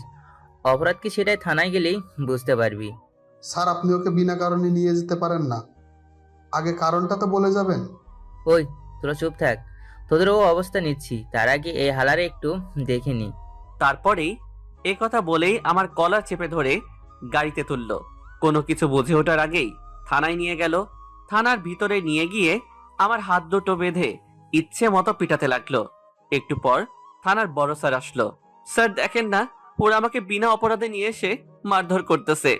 কেন, ইফটিজিং করার সময় এ কথা মনে ছিল না? মানে? আছে আমার তুলসী পাতায়, এখন সবকিছু জেনেও না জানার ভান ধরতেছে। স্যার আমি সত্যি বলছি, আমি কিছু করিনি। চুপ কর, তুই জায়েদ সাহেবের মেয়ের সাথে ইফটিজিং করিসনি? আজকে সকালে তো ওর গায়েও হাত দিয়েছিস। ও তোর নামে মামলা করে গেছে, তার উপর জায়েদ সাহেবও রেগে আগুন। স্যার বিশ্বাস করেন, আমি কিছুই করিনি, ও মিথ্যা বলেছে। আমরা কচি খোকায় কিছুই বুঝি না। এত ছেলে থাকতে তোর নামে কেন বিচার দিল? নিশ্চয় তোর ভিতর কোনো ঘাবলা আছে। স্যার আমি সত্যি বলছি। চুপ কর শালা, এই কনস্টেবলের হাত পা বেঁধে ইচ্ছা মতো পিটাও, ওর মুখ দিয়ে সত্যি কথা বের করে ছাড়বে। Okay sir. তারপর দুইটা পুলিশ এসে আমাকে বেঁধে পিটাইতে শুরু করলো। এতবার বলছি আমি কিছু করিনি, তবুও কেউ আমার কথা শুনলো না। মায়ের খেয়ে মুখ দিয়ে রক্ত বের হতে শুরু করলো। আমার এমন অবস্থা হয়েছে যে ঠিক করে দাঁড়াতেও পারছি না। এভাবে 3 দিন চলে গেল। এই 3 দিন অনেকবার আমাকে বলাতে চেয়েছিল যে আমি ইফটিজিং করেছি, বাট আমি স্বীকার করিনি। পরের দিন সকালবেলা সানি আর আইমান একটা উকিল সাথে করে নিয়ে আসলো। তারপর জামিন নিয়ে আমাকে বের করলো। কিরে, তোর এই অবস্থা কেন? এই বেটা মূর্খ, এখন এগুলো বলার সময় আছে? ওরে ডাক্তার দেখাতে হবে, চল। আচ্ছা ঠিক আছে। তারপর ডাক্তার দেখিয়ে বের হলাম। সানিয়া রাইমান আমার সাথে আমার বাসায় আসলো। কি হয়েছে এবার বল। তন্নি আমার নামে মামলা দিছে। কেন, কিসের মামলা? আমি নাকি ওরে ইফটিজিং করছি। আর সেদিন সকালে ও কান্না করতে করতে থানায় নালিশ করে আসছে। তার উপর ওর বাবার কানেও গেছে যে আমি ওরে ডিস্টার্ব করি। তো তুই কিছু বলিসনি? বলেছি অনেকবার, বাট কেউ বিশ্বাস করতে চায়নি। তো এখন কি করবি, কিছু চিন্তা করেছিস? অন্য কোথাও ট্রান্সফার নিয়ে চলে যাব। মানে কি, অন্য কোথাও যাবি কেন? এখানে থাকলে তোদেরও প্রবলেম হবে, সো না থাকাটাই বেটার হবে। আমরাও তাহলে ট্রান্সফার নিয়ে নেব। আরে ধুর, তোরা কেন নিবি? আচ্ছা বাদ দে, ফারিয়া সাদিয়া কেমন আছে? আছে ভালোই। আমার ব্যাপারে কিছু বলেছিস? সব জানে, আমি বলেছি। তুই তো এখন ছালা বলবি, এখন গব হয়ে গেছে। সব কথা শেয়ার না করলে তো তোর ভাত হজম হবে না। এই ফালতু কথা কম বল, ওরা আমাদের ফ্রেন্ড, ওদেরকে না বললে কাকে বলবো? আচ্ছা বাদ দে তো। তুই এক কাজ কর, আমাদের বাসায় চল, কিছুদিন থেকে রেস্ট নিবি, তারপর এখানে আসিস। না, আমি এখানে ঠিক আছি। আচ্ছা এখন যাই, বিকেলে আসবো। ওকে যা। এরপর ওরা চলে গেল। আমি মেডিসিন খেয়ে ঘুমিয়ে গেলাম। পুরো শরীর ব্যথা করতেছে। বিকালবেলা ওরা সবাই আসলো। ফারিয়া সাদিয়াও আসলো। সবাই মিলে আড্ডা দিলাম। এরপর যে যার মতো চলে গেল। আম্মুর কথা মনে পড়লো। আজকে যদি নিজের বাসায় থাকতাম হয়তো এতটা একা লাগতো না। এভাবে কিছুদিন চলে গেল। আমিও মোটামুটি সুস্থ, সব কিছুই করি, বাট কলেজে যাই না। ট্রান্সফার নিব করে নেওয়াই হচ্ছে না। পরের দিন কলেজে যাচ্ছি ট্রান্সফারের ব্যাপারে কথা বলতে। রাস্তায় বের হয়ে হাঁটতেছি, এমন সময় তন্নি একটা বাইক নিয়ে আমার সামনে এসে ব্রেক করলো। কি রে, তুই এখনো বেঁচে আছিস? কলেজ শালা, এই দুনিয়াতে কারো বিশ্বাস নাই। পুলিশকে এত সুন্দর করে সব বুঝিয়ে বললাম, তারপরেও তোকে ছেড়ে দিল। যাই হোক, এখন কোথায় যাচ্ছিস? কলেজে। কি, তোকে না বলেছি ক্যাম্পাসের কাছেও না আসতে, তারপরও তুই কলেজে যাইতেছিস? কলেজ কি আপনার একার নাকি? তুই মুখে মুখে তর্ক করিস আবার। দাঁড়া দেখ আজকে তোর কি হাল করি, শালা ছোট লোকের বাচ্চা। মুহূর্তেই মাথায় রক্ত উঠে গেল। এই, তুই কোন জমিদারের মেয়ে? যত সব ফালতু বখাটে, লজ্জা করে না তোর ছেলেদের পিছনে লাগতে? তোর সাহস তো কম না, তুই আমাকে ফালতু বলিস, আবার বখাটেও বলিস। দেখ এখন বখাটে কি করে। এই কথা বলে ঠাস করে একটা বসিয়ে দেয়। তারপর আবার বলে, তুই শুধু একবার কলেজে আয়, তারপর দেখ আমি তোর কি হাল করি। এ কথা বলেই বাইকে স্টার্ট দিয়ে টান দিল। আমি আবুলের মতো গালে হাত দিয়ে ওর চলে যাওয়ার দিকে তাকিয়ে রইলাম। ও এত জোরে বাইক চালাচ্ছে দেখে আমার নিজেরই শরীর কাঁপতেছে। একটু পর যা দেখলাম তাতেই আমার পুরো শরীর স্তব্ধ হয়ে যায়। তন্নি একটা বাসকে ওভারটেক করতে গিয়ে অন্য একটা বাসের সাথে ধাক্কা খেয়ে পড়ে যায়। রাস্তায় অনেক গড়াগড়ি খায়। আমি কিছুক্ষণ স্বপ্ন দেখার মতো দাঁড়িয়ে রইলাম। তারপর দৌড় দিয়ে সেখানে গেলাম। তন্নির মাথা ফেটে রক্ত বের হচ্ছে। বাম হাত ও বাম পায়ে অনেক আঘাত খেয়েছে মনে হয়। বাম পায়ে 2টা আঙ্গুল ভেঙে উল্টে গেছে। সাথে সাথে অনেক মানুষ সেখানে জড়ো হয়ে যায়। তারপর ওরে কোলে নিয়ে একটা সিএনজি ডেকে নিয়ে তাড়াতাড়ি হাসপাতালে নিয়ে গেলাম। মাথা থেকে প্রচুর রক্ত বের হচ্ছে। রক্ত বন্ধ হচ্ছে না দেখে আমি আমার শার্টটা খুলে ওর মাথায় বেঁধে দিলাম। তাড়াতাড়ি করে হাসপাতালে নিয়ে গেলাম, ইমার্জেন্সিতে পাঠিয়ে দিলাম। আমার নিজেরও কেন জানি খারাপ লাগতেছে। হয়তো আমার জন্য এসব হয়েছে। আমার সাথে রাগারাগি করে হয়তো ওর মেজাজ খারাপ হয়ে গেছে, সেই জন্য স্পিডে বাইক চালাইছে, তাই এই অ্যাক্সিডেন্টটা করছে। বসে বসে ভাবতেছি, একটু পর একটা ডাক্তার রুম থেকে বের হলো। রুগী আপনার কি হয়? জি, ও আমার ফ্রেন্ড। ওর ফ্যামিলির কাউকে কল দিয়ে আসতে বলেন, দরকার আছে। তেমন কাউকে তো আমি চিনি না। কি দরকার আপনি আমাকে বলেন। ওনার অনেক রক্তক্ষরণ হয়েছে, ইমার্জেন্সি রক্ত লাগবে। ওকে আমি দিব। আপনার এক ব্যাগে কিছু হবে না, কমপক্ষে 3 ব্যাগ লাগবে। আচ্ছা দাঁড়ান, আমি দেখি কি করা যায়।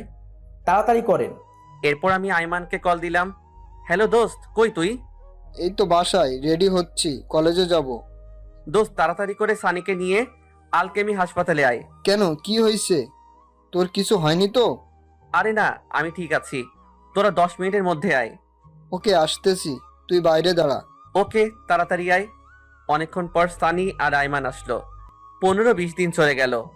আমি বিকেলবেলা একটা পার্কের পাশে গিয়ে বসলাম। আগে তো এই সময় টিউশনি করিয়ে সময় কাটাতাম, কিন্তু তন্নি তো সেই টিউশনিটাও বন্ধ করে দিল। বসে বসে ভাবতেছি ট্রান্সফার কিভাবে নিব। হঠাৎ করে কেউ একজন আমার কাঁধে হাত দেয়। পিছনে তাকাতেই আমার মাথায় আকাশ ভেঙে পড়ল। তাকিয়ে দেখি এটা তন্নি। তুমি এখানে? জানো আমি তোমাকে কত খুঁজেছি। ঘটনা কি? যে মেয়ে আমাকে তুই ছাড়া, ছোট লোক ছাড়া কথা বলে না, আর সেই আমাকে তুমি করে বলছে, আবার নাকি অনেক খুঁজতেছে। ব্যাপারটা কেমন জানি অদ্ভুত লাগলো। কি ব্যাপার, চুপ কেন? কেন খুঁজতেছেন? আবার মারার জন্য নাকি? আমি তো আপনার আর কোনো ক্ষতি করিনি, কলেজেও যাই না। দেখো, আগের সবগুলো ঘটনার জন্য সরি। কথা বলছো না যে? কি বলবো? আপনার আর কোনো কথা থাকলে বলতে পারেন। আচ্ছা বাদ দাও, থ্যাঙ্কস। থ্যাঙ্কস কেন? সেদিন আমার জন্য এত কিছু করার জন্য। তুমি আগের মতো রেগুলার কলেজে যেতে পারো, আমি আর কোনো কিছু বলবো না। আচ্ছা যাই হোক, এই নাও, এটা তোমার জন্য। কি এখানে? সেদিন তুমি তোমার শার্টটা দিয়ে আমার মাথা বেঁধে দিয়েছিলে, রক্তে পুরো শার্ট লাল হয়ে গেছে। তোমার শার্টটা নষ্ট হয়ে গেছে, তাই আমি তোমার জন্য সেম কালারের একটা শার্ট নিয়ে এসেছি। ওটা আপনার কাছে রেখে দিন। আমি কারো জন্য কিছু করলে সেটার বিনিময় নেই না। এই কথা বলেই সেখান থেকে উঠে হাঁটা দিলাম। তন্নি কয়েকবার আমাকে ডেকেছে, বাট আমি কোনো উত্তর না দিয়ে চলে আসছি। ফকিন্নি এখন এসেছে থ্যাঙ্কস বলার জন্য, দরদ দেখানোর জন্য। তোর আগের দিনগুলোর কথা আমি ভুলিনি। কোনো কারণ ছাড়াই তুই আমার সাথে এত বাজে ব্যবহার করলি, তোকে জীবনেও ক্ষমা করব না। এরপর বাসায় চলে আসলাম। এসে কিছুক্ষণ পড়ালেখা করে ঘুমিয়ে গেলাম। পরের দিন ঘুম থেকে উঠে কলেজে গেলাম। গেইটে ফারিয়ার সাথে দেখা। কি রে হারামি, কই ছিলি এতদিন? বাসায় তো ছিলাম। তাহলে কলেজে আসিসনি কেন?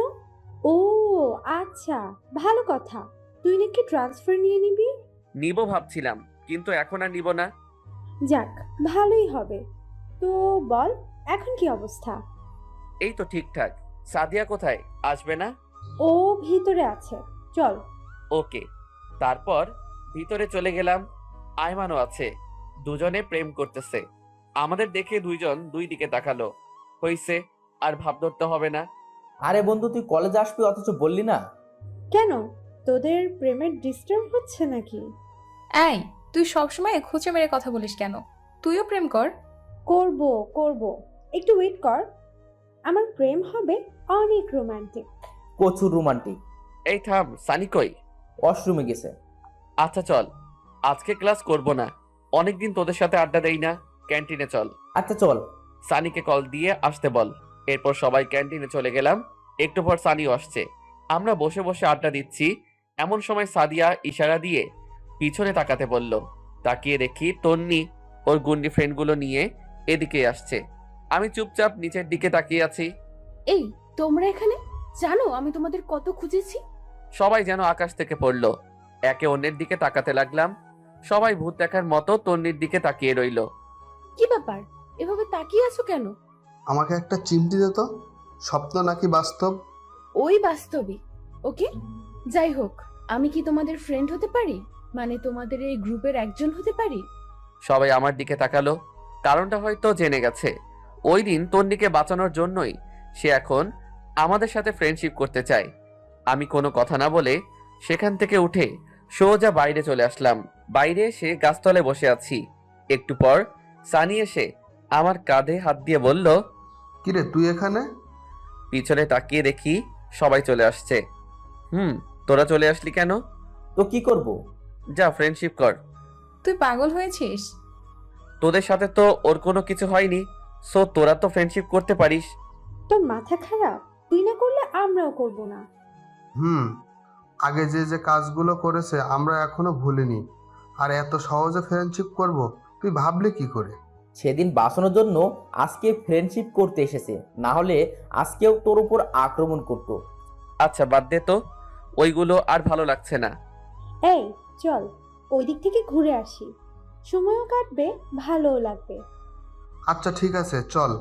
এরপর ওদের সাথে অনেক ঘোরাঘুরি করলাম। তারপর বাসায় চলে আসলাম। দুপুরবেলা খেয়ে ঘুমিয়েছি। মাত্র দেখলাম একটা অচেনা নাম্বার থেকে কল আসলো। হ্যালো, কে? তুমি জুয়েল না? আরে আজব, আমি ডাকে? আমি জুয়েল। ওই যে তুমি প্রাইভেট পড়াতে লিজা ও আম্মু। ও আচ্ছা, আন্টি কেমন আছেন? এই তো বাবা ভালো, তুমি কেমন আছো? আছি আলহামদুলিল্লাহ। হঠাৎ কল দিলেন, কোনো সমস্যা? আসলে বাবা আমাদের ভুল হয়ে গেছে, তুমি চাইলে লিজাকে আবারও পড়াতে পারো। সরি আন্টি, আমি ছেঁচড়া না যে আপনাদের বাসায় আবার যাব। যার কথা শুনে আমাকে বাদ দিছেন তাকেই বলেন পড়াতে, বা অন্য একটা টিচার ঠিক করে দিতে। আর কোনো কথা বলার সুযোগ না দিয়ে কলটা কেটে দিলাম। ফকিন্নি কোনো কিছু না জেনে সেদিন আমাকে নিষেধ করেছিলি, এখন আবার কল দিয়ে ন্যাকামো করতেছে। সেদিন বিকালে আর বাসা থেকে বের হইনি। পরের দিন কলেজে গেলাম, সবাই মিলে ক্লাসে গেলাম। ক্লাসে খেয়াল করলাম তন্নি আমার পাশের টেবিলে বসছে। আমি সানিকে আমার জায়গায় দিয়ে অন্য টেবিলে গিয়ে বসলাম। ক্লাস শেষ করে ক্যান্টিনের দিকে যাচ্ছি, এমন সময় তন্নি পিছন থেকে ডাক দিল। ওই দাঁড়া। আমি দাঁড়িয়ে গেলাম। আজকে না জানি আবার কি করে। ভয়েস শুনে তো মনে হচ্ছে রেগে আছে। তোর এত ভাব কিসের? মানে? কচি খোকা মানে বোঝো না তাই না? এই, আমার সাথে ফ্রেন্ডশিপ করতে তোর সমস্যা কোথায়? সমস্যা আছে বলেই তো করছি না। কি সমস্যা আমাকে বল। তুই জানিস কত ছেলে আমার পেছনে ঘুরে? আমি পাত্তা দিই না। তো আমি কি করব? তোর কিচ্ছু করতে হবে না, তুই শুধু বল ফ্রেন্ডশিপ করতে তোর সমস্যা কোথায়। আপনার যখন এত ফ্রেন্ডশিপ করার ইচ্ছা, তো অন্যদের সাথে গিয়ে করেন। আমার মধ্যে কি পাইছেন? তোরে ভালোবাসি তাই। কিছু বললেন? তোর জন্য ওই ফকিন্নি গুলাও তো আমার সাথে কথা বলছে না। আচ্ছা, আমি বলে দিব ওদের, যাতে আপনার সাথে কথা বলে। তোর এত দালালি করতে হবে না, বল তোর সমস্যা কি? ধুর, এই ফালতুর সাথে কথা না বলাই বেটার হবে। আমি কোনো কথা না বলে ক্যান্টিনে চলে গেলাম। ওখানে গিয়ে দেখি ফারিয়া একা বসে আছে। কিরে, তুই একা কেন? ওরা কই? জানি না। তোর কি মন খারাপ? আরে না মিথ্যা বলিস কেন? কি হয়েছে বল। দোস্ত, তোকে একটা কথা বলবো, তুই প্লিজ কাউকে বলিস না। আচ্ছা ঠিক আছে, বল। আমার একটা ছেলের সাথে রিলেশন আছে। বাহ, এ তো খুশির খবর। তুই এতদিন বলিসনি কেন? বলিনি, অনেক সমস্যা ছিল তাই। আচ্ছা বুঝলাম, এখন মন খারাপ কেন? ফয়সালের বিয়ে ঠিক হয়ে গেছে অন্য একটা মেয়ের সাথে। আমি ওরা ছাড়া থাকতে পারবো না। আরে থাম থাম, এখানে অনেক লোক কান্নার দরকার নেই। এখন বল, ছেলেটা কি তোকে সত্যি সত্যি ভালোবাসে? হুম। তো ছেলেটাকে বল তোকে নিয়ে পালিয়ে যেতে। আরে এতদিন ছেলেটার কথা বলিসনি কেন? ছেলেটা কে? তন্নির মামাতো ভাই। আমাদের নবীন বরণের দিন সে কলেজে আসে। আমাকে সেদিন প্রথম দেখেছিল, অনেকদিন আমার পিছে পিছে ঘুরেছে, তারপর প্রপোজ করে। আমিও ওর অনেক খবর নিলাম, তারপর রাজি হয়ে গেলাম। এত ছেলে থাকতে তন্নির মামাতো ভাই, তো আমাদের বলিসনি কেন? তোর সাথে তন্নি যা করলো, তখন যদি আমি ওর মামাতো ভাইয়ের কথা বলি, তোরা সবাই আমাকে রিয়াক্ট করতি, তাই। তাহলে এখন বললি কেন? আর কোনো উপায় নেই। তার মানে আমরা তোর উপকারের বন্ধু, রিয়েল বন্ধু না? না দোস্ত, আমি সেটা মিন করিনি। এখন কিছু একটা কর, আমি ওরা ছাড়া থাকতে পারবো না। আচ্ছা সানি আইমান সাদিয়া আসুক, দেখি কি করা যায়। এমন সময় পিছন থেকে কেউ একজন কাঁধের উপর একটা থাপ্পড় দেয়। পিছনে তাকাতেই দেখি সানি। কিরে দুজনে আড্ডা দিচ্ছিস অথচ একটুও বললি না? আরে না, মাত্র আসলাম। ফারিয়াকে তোর কথা জিজ্ঞেস করাই, সে বলল তুই নাকি ওয়াশরুমে গেছিস। হুম। আইমান আর সাদিয়া কই? আসছে, একটু সময় লাগবে। তোদের সাথে কিছু ইম্পর্টেন্ট কথা আছে। বল, কি কথা? না, ওরাও আসুক, তারপর না হয় বলবো। আচ্ছা, এখন কিছু অর্ডার দে, ক্ষুধা লাগছে। ওকে, কি খাবি? তারপর আমরা তিনজন বসে বসে আড্ডা দিচ্ছিলাম। একটু পর আইমান আর সাদিয়া আসলো। কিরে, কোথায় গেছিলি তোরা? সরি দোস্ত, একটু বাইরে গেছিলাম। আচ্ছা বস এখানে। এবার বল, কি বলবি? ফারিয়া রিলেশনের কথা বলে দিলাম। কি, তোর রিলেশন আছে অথচ আমাদের বলিসনি? আমি এবার পুরো বিষয়টা বুঝিয়ে বলি। তো এখন কি করবি? জানি না, তোরা কিছু একটা কর। আচ্ছা টেনশন নিস না, আমরা আছি। তুই কি ফয়সালকে এখন বিয়ে করতে পারবি? আমার তো সমস্যা নাই, কিন্তু বাসায় কি বলবো? আরে দূর, বাসায় কেন বলবি? জাস্ট কোর্ট ম্যারেজ করবি, যাতে ফয়সাল অন্য কোথাও বিয়ে করতে না পারে। কিন্তু ওর তো বিয়ে ঠিক হয়ে আছে। ও তোকে বিয়ে করলো তো, আর ওর বিয়ে অন্য কারোর সাথে হবে না। কোর্ট ম্যারেজ তো যে কোনো সময় করা যাবে, বাট আগে ফয়সালের বিয়েটা ভাঙতে হবে। তাহলে একটা কাজ করলে কেমন হয়? কি? বিয়ের দিন রাতে ফয়সালকে নিয়ে তুই পালিয়ে যাবি, আমরা ফয়সালকে বাসা থেকে তুলে নিয়ে আসবো। শালা মাথা মোটা ফয়সাল কি মেয়ে যে আমরা ওরে বাসা থেকে তুলে নিয়ে আসবো? অন্য কোনো উপায় বের করতে হবে। আচ্ছা দোস্ত, আর কোনো উপায় নেই? জুয়েল, কিছু বলিস না কেন? অন্য কোনো উপায় তোর জানা আছে? দোস্ত প্লিজ, থাকলে বল না। একটা উপায় আছে। কি, তাড়াতাড়ি বল। তন্নি। মানে তন্নি কি করবে? তন্নি পারবে। কিভাবে? ফয়সাল তন্নির মামাতো ভাই, সো তন্নি যদি ওর মামাকে বলে তাহলে হয়তো বিয়েটা অফ হয়ে যাবে। অ্যান্ড আরো একটা উপায় আছে। কি সেটা? যে মেয়েটার সাথে ওর বিয়ে ঠিক হয়েছে তাকে ফয়সাল আর ফারিয়ার রিলেশনের কথাগুলো বললে হয়তো সে নিজেই বিয়ে বন্ধ করে দিবে। এখন কি করবি? এই বিয়ে করবে? আগামী সপ্তাহে। ফয়সালকে কল দে, আর মেয়েটার পুরো ডিটেলস জেনে নে, আর মেয়েটার নাম্বারও নিয়ে নে। এখন কল দিব? না, বিয়ের পরে দিস। ফকিন্নি, তাড়াতাড়ি কল দে। ফারিয়া কল দিল, তারপর অনেকক্ষণ কথা বলে মেয়েটার পুরো ডিটেলস নিল, আর নাম্বারও বাসার অ্যাড্রেস নিল। সব নিয়েছিস? ওরে কল দিয়ে জিজ্ঞেস কর কোথায় আছে, তারপর আমরা সেখানে গিয়ে ওর সাথে কথা বলবো। ওকে, যদি জিজ্ঞেস করে আমি কে, তখন কি বলবো? বলবি তুই ফয়সালের কাজিন, এখন ওর সাথে দেখা করতে যাচ্ছিস। আচ্ছা ঠিক আছে। এরপর ফারিয়া মেয়েটাকে কল দিল, কয়েকবার কল দিল, কিন্তু কল রিসিভ করতেছে না। কল তো ধরতেছে না। আচ্ছা ঠিক আছে, তুই রাতে কল দিয়ে দেখা করতে বলবি, সকালে আমরা সবাই যাব। তারপর মেয়েটাকে সবকিছু বুঝিয়ে বলবো। যদি এটাতে কাজ না হয়? তাহলে তোর দিকে দিয়েই করতে হবে, আর কোনো অপশন নেই। আচ্ছা বাদ দে, দোয়া কর যাতে মেয়েটাই বিয়ে বন্ধ করে দেয়। ওকে চল তাহলে। এই ফারিয়া, তুই কথা বলে সবকিছু ঠিকঠাক কর। ওকে। তারপর ওদের সাথে আরো কিছুক্ষণ আড্ডা দিয়ে বাসায় চলে আসলাম। রাতে পড়তেছি, দেখি ফারিয়া কল দিছে। বল। দোস্ত, মেয়েটার সাথে কথা বলেছি। গুড, কি বললো? ও দেখা করতে রাজি হয়েছে। তো কোথায় দেখা করবি সেটা বলেছিস? বেস্ট ইন রেস্টুরেন্টে দেখা করতে বলেছে। ওকে, 9টায় রেডি থাকিস। ওকে, তুই একটু তাড়াতাড়ি আসিস। ওকে, তুই বাকিদেরকে বলে দে। ওকে। তারপর খাওয়া দাওয়া করে ঘুমিয়ে গেলাম। ঘুম থেকে উঠে রেডি হয়ে বেস্ট ইনন রেস্টুরেন্টে চলে গেলাম। গিয়ে দেখি আমি ছাড়া সবাই আছে। কিরে, তোর এত দেরি কেন? ঘুম থেকে উঠতে দেরি হয়ে গেছে। তো কল ধরিস না কেন? মোবাইলটা চেক করে দেখি 10 বার কল দিছে। সরি রে, মোবাইল সাইলেন্ট ছিল। আচ্ছা বাদ দে, মেয়েটা এসেছে? তো তুই বাইরে কেন? তোর জন্য। আইমান আর সাদিয়া ভিতরে কথা বলছে। আচ্ছা চল। তারপর ভিতরে গেলাম, মেয়েটার সাথে অনেক কথা বললাম। তারপর ফারিয়াকে ইশারা দিয়ে বললাম ওর কথাগুলো বলতে। তারপর ফারিয়া ওর সবগুলো কথা বুঝিয়ে বলল।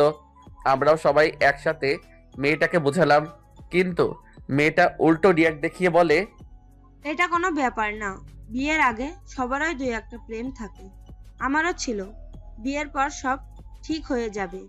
মানে? বিষয়টা হচ্ছে আপনি ফয়সালকে ভুলে যান। পারলে আপনিও অন্য কাউকে বিয়ে করে নেন।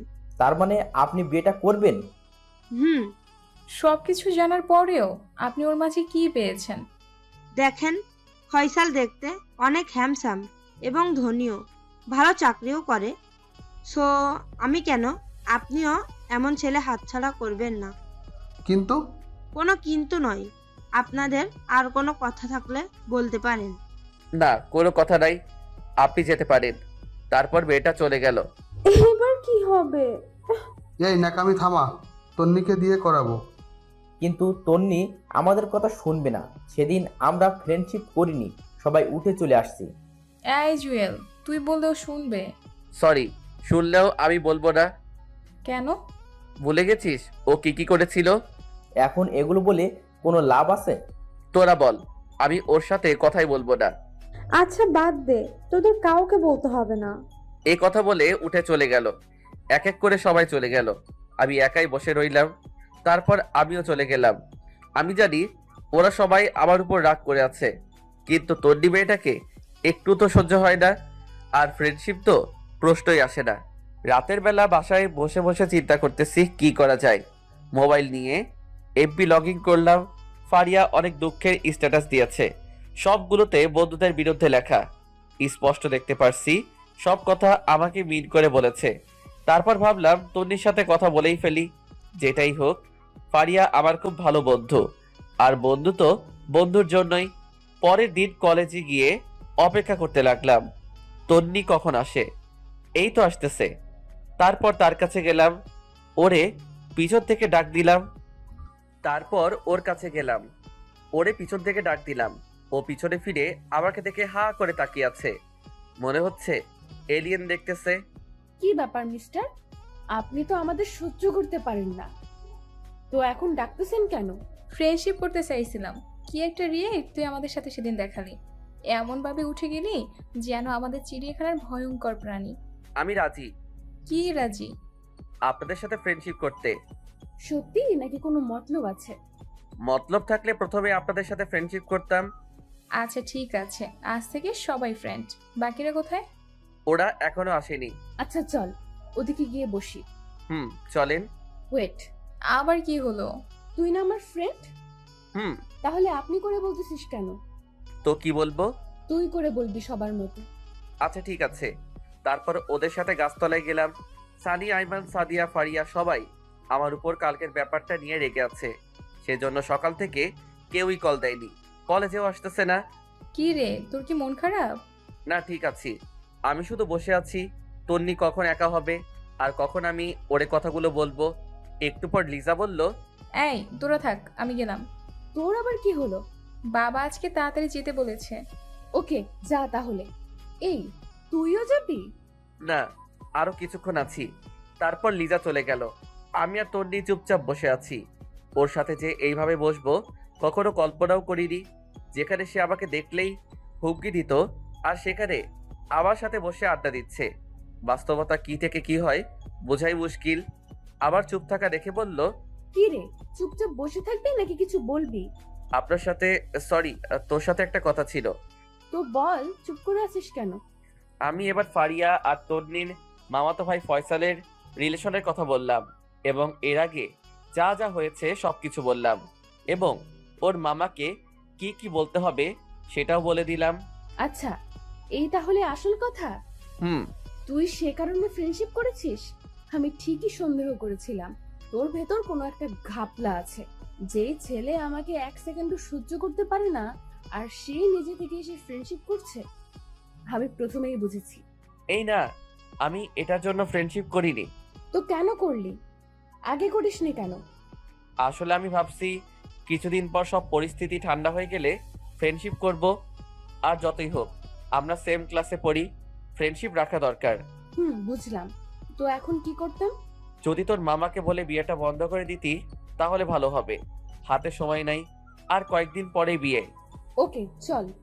কোথায়? কোথায় আবার? মামার বাসায়। ওকে চল। তারপর ক্যাম্পাস থেকে বের হয়ে একটা রিক্সা নিয়ে ওর মামার বাসার দিকে রওনা দিলাম। কলেজ থেকে একটু দূরেই ওর মামার বাসা। মেয়েটা যে এত কথা জানে, ওর সাথে বের না হলে জানতাম না। একটু পর ওর মামার বাসায় গেলাম। সে আমাকে সোফা রুম দেখিয়ে বসতে বলল, তারপর নিজে অন্যদিকে চলে গেল। আমি বসে বসে ভাবছি কাজটা হবে কিনা। তারপর তন্নি ওর মামাকে নিয়ে আমার কাছে আসলো। আমি সালাম দিলাম, বসে কিছুক্ষণ গল্প করলাম। তারপর তন্নি ফয়সালের বিয়ের ব্যাপারে বলে, কিন্তু ফয়সালের যে রিলেশন আছে সেটা বলেনি। তন্নি নিজে থেকে অনেকগুলো মিথ্যা কথা বলে প্রায় ওর মামাকে নিস্তব্ধ করে দিল। মেয়েটার বুদ্ধি দেখে আমি রীতিমতো একটা টাস্কি খেলাম। তারপর ওর মামা বলল, তোরা এত কিছু কি করে জানিস? আরে আমার ভাইয়ের বিয়ে, আর আমি ভাবির সম্পর্কে একটু খবর নেব না, তা কি করে হয়, তাই খবর নিলাম। ও, মামা প্লিজ, তুমি ভাইয়ার জীবনটা এভাবে নষ্ট করে দিও না। একটা মাত্র ছেলে তোমার, ওর যদি কিছু হয়ে যায় কি করবে এই টাকা সম্পদ দিয়ে? বোঝা যাচ্ছে মামা পুরো ইমোশনাল হয়ে গেছে। বেচারা মনে হচ্ছে কেঁদে দিবে। লিমার বাবা আমার সাথে এত বড় মিথ্যা কথা বলেছে? নিজের মেয়েকে আমার ছেলের কাঁধে ঝুলিয়ে দেওয়ার জন্য এসব করেছে? মামা। কিন্তু মা, আমি তো সবাইকে দাওয়াত দিয়ে দিয়েছি। আমি এক কথার মানুষ, এখন কথার খেলাপ করি কি করে? খেলাপ কেন করবে? তুমি ওই দিনই ভাইয়ের বিয়ে দাও। আরে এত তাড়াতাড়ি ওর জন্য মেয়ে কোথায় পাবো? সেটা আপনি আমাদের উপর ছেড়ে দেন। পারবে নাকি তোমরা? চেষ্টা করতে তো আর সমস্যা নাই। আপনি শুধু লিবার সাথে বিয়েটা ক্যান্সেল করেন। ওকে বাবা। মামা বিকেলবেলা রেডি থাকবে, আমরা পাত্রী দেখতে যাব। আমি আর মামা অবাক হয়ে তার দিকে তাকালাম। পাত্রীকে? সেটা না হয় বিকেলে দেখবে। ফয়সাল ভাইয়াকেও বলো রেডি থাকতে। আচ্ছা ঠিক আছে। মামা আমরা তাহলে আসি, বিকালে দেখা হবে। খেয়ে নাও। না, আমাদের কাজ আছে। আচ্ছা ঠিক আছে, সাবধানে যাবি। এরপর বাসা থেকে বেরিয়ে আসলাম। কিরে কেমন দিলাম? পুরাই 100। আপনি একটা জিনিস বাইরি। দেখতে হবে না মেয়েটা কে? হইছে, আর ঢং করতে হবে না। আরো একটা কাজ করতে হবে। কি কাজ? ফারিয়াদের বাসায় বলতে হবে, না হলে ওরা জানবে কি করে। দাঁড়া, আমি ওর আম্মুকে কল দেই। আচ্ছা দে। কল দিলাম। হ্যালো, আসসালামু আলাইকুম আন্টি। ওয়ালাইকুম আসসালাম, কেমন আছো বাবা? এই তো আন্টি, আছি মোটামুটি। আপনি? আছি, আল্লাহই রাখছে। আন্টি ফারিয়া কোথায়? কলেজে আসেনি যে? জানি না বাবা, মেয়েটা কালকে থেকে কিচ্ছু খাচ্ছে না, দরজা বন্ধ করে ভিতরে বসে থাকে। আন্টি একটা কথা ছিল। বলো। আমি পুরো বিষয়টা বুঝিয়ে বললাম এবং এটাও বললাম বিকেল বেলা ওরা সবাই দেখতে আসবে। আন্টিও কেমন জানি একটু খুশি খুশি আছে। তাহলে এই ব্যাপার? আর দেখো, মেয়েটা আমাকে কিছু জানায়নি। আন্টি ফারিয়া ভয় জানায়নি। ভয়ের কি আছে? আমি তোর মা, ওর ভালো মন্দ তো আমাকেই দেখতে হবে। আমার আর ওর বাবারও প্রথমে প্রেম ছিল, তারপর বিয়ে। আন্টি আরেকটা কথা। বলো বাবা। আমি যে আপনাকে কথাগুলো বলেছি, ফারিয়াকে কিছু বলবেন না। আর ফয়সাল যে ওরে দেখতে আসছে সেটাও বলবেন না। কেন বাবা? ওরে একটা সারপ্রাইজ দিব। আচ্ছা ঠিক আছে। কল কেটে দিলাম। সব ঠিক আছে? তুই তাহলে যা, দুপুরে খেয়ে রেডি হয়ে নিস। দেখা কোথায় করবি? মানে ফারিয়াকে কোথায় দেখাবি? সিজলার রেস্টুরেন্টে দেখালে কেমন হয়? যেটা ভালো বুঝিস। আচ্ছা ঠিক আছে, এখন বাসায় যা। তারপর তন্নির কাছ থেকে বিদায় নিয়ে বাসায় চলে আসলাম। আজকে কেমন যেন একটা অন্যরকম আনন্দ লাগছে। খাওয়া দাওয়া করে আমি ফারিয়ার আম্মুকে কল দিয়ে সবকিছু বলে দিলাম। কোথায় আসতে হবে সেটাও বলে দিলাম। আরো বললাম সানি, আইমান আর সাদিয়াকে সাথে করে নিয়ে আসতে। তারপর রেডি হয়ে তন্নিদের বাসার সামনে চলে গেলাম। কিছুক্ষণ পর সে আসলো। তারপর দুজনে ওর মামার বাসায় চলে গেলাম। সেখান থেকে সবকিছু ঠিকঠাক করে ওদেরকে সাথে নিয়ে সিজলারে চলে গেলাম। ফারিয়ার আম্মু আব্বু, ওর বাবা, ওর মামা, আরো কয়েকজন লোক। তারপর সানি, আইমান আর সাদিয়া সবাই আগে থেকেই এসে বসে আছে। এরপর আমরাও গেলাম। আমাকে আর তন্নিকে একসাথে দেখে সানি, আইমান, সাদিয়া, ফারিয়া এমন ভাবে তাকালো যেন তারা আকাশ ভেঙে পড়েছে।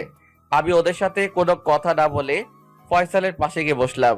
ফয়সাল আর ফারিয়া একে অন্যকে দেখে খুশিতে শেষ। বারবার আমাদের দিকে তাকাচ্ছে। তন্নি এসে আমার পাশে বসলো। আজকে একটা কালো শাড়ি পরেছে দেখে অন্যরকম একটা ভালো লাগা কাজ করতেছে। আমার এই অবস্থা দেখে সানি শুধু এপাশ ওপাশ করতেছে, মনে হয় ওর জ্বলতেছে। যাই হোক, কথাবার্তা শুরু হলো। সবাই সবার সম্পর্কে জানলো, খবর দিল। ফয়সালকে আর ফারিয়াকে কথা বলার জন্য একটা রুমে পাঠিয়েছে। একটু পর দুজনে আবার রুমে আসলো। দুজনেই হেসে হ্যাঁ সূচক সম্মতি দিল। যাক, সবাই রাজি। বিয়ের তারিখটা শোনার পর ফারিয়ার বাবা প্রথমে রাগ করলেও পরে রাজি হয়ে যায়। সব ঠিকঠাক। আমি আস্তে করে উঠে বাইরের বেলকনিতে গিয়ে দাঁড়ালাম। সাদিয়া পিছনে এসে, কিরে এখানে কি করিস? কিরে শালা, একা একা এত দূর, একবার বললেও না। সরি দোষ, আমরা না বুঝে তোর সাথে এই 2 দিন বেড বিহেভ করছি। একটু পর ফারিয়া আসলো।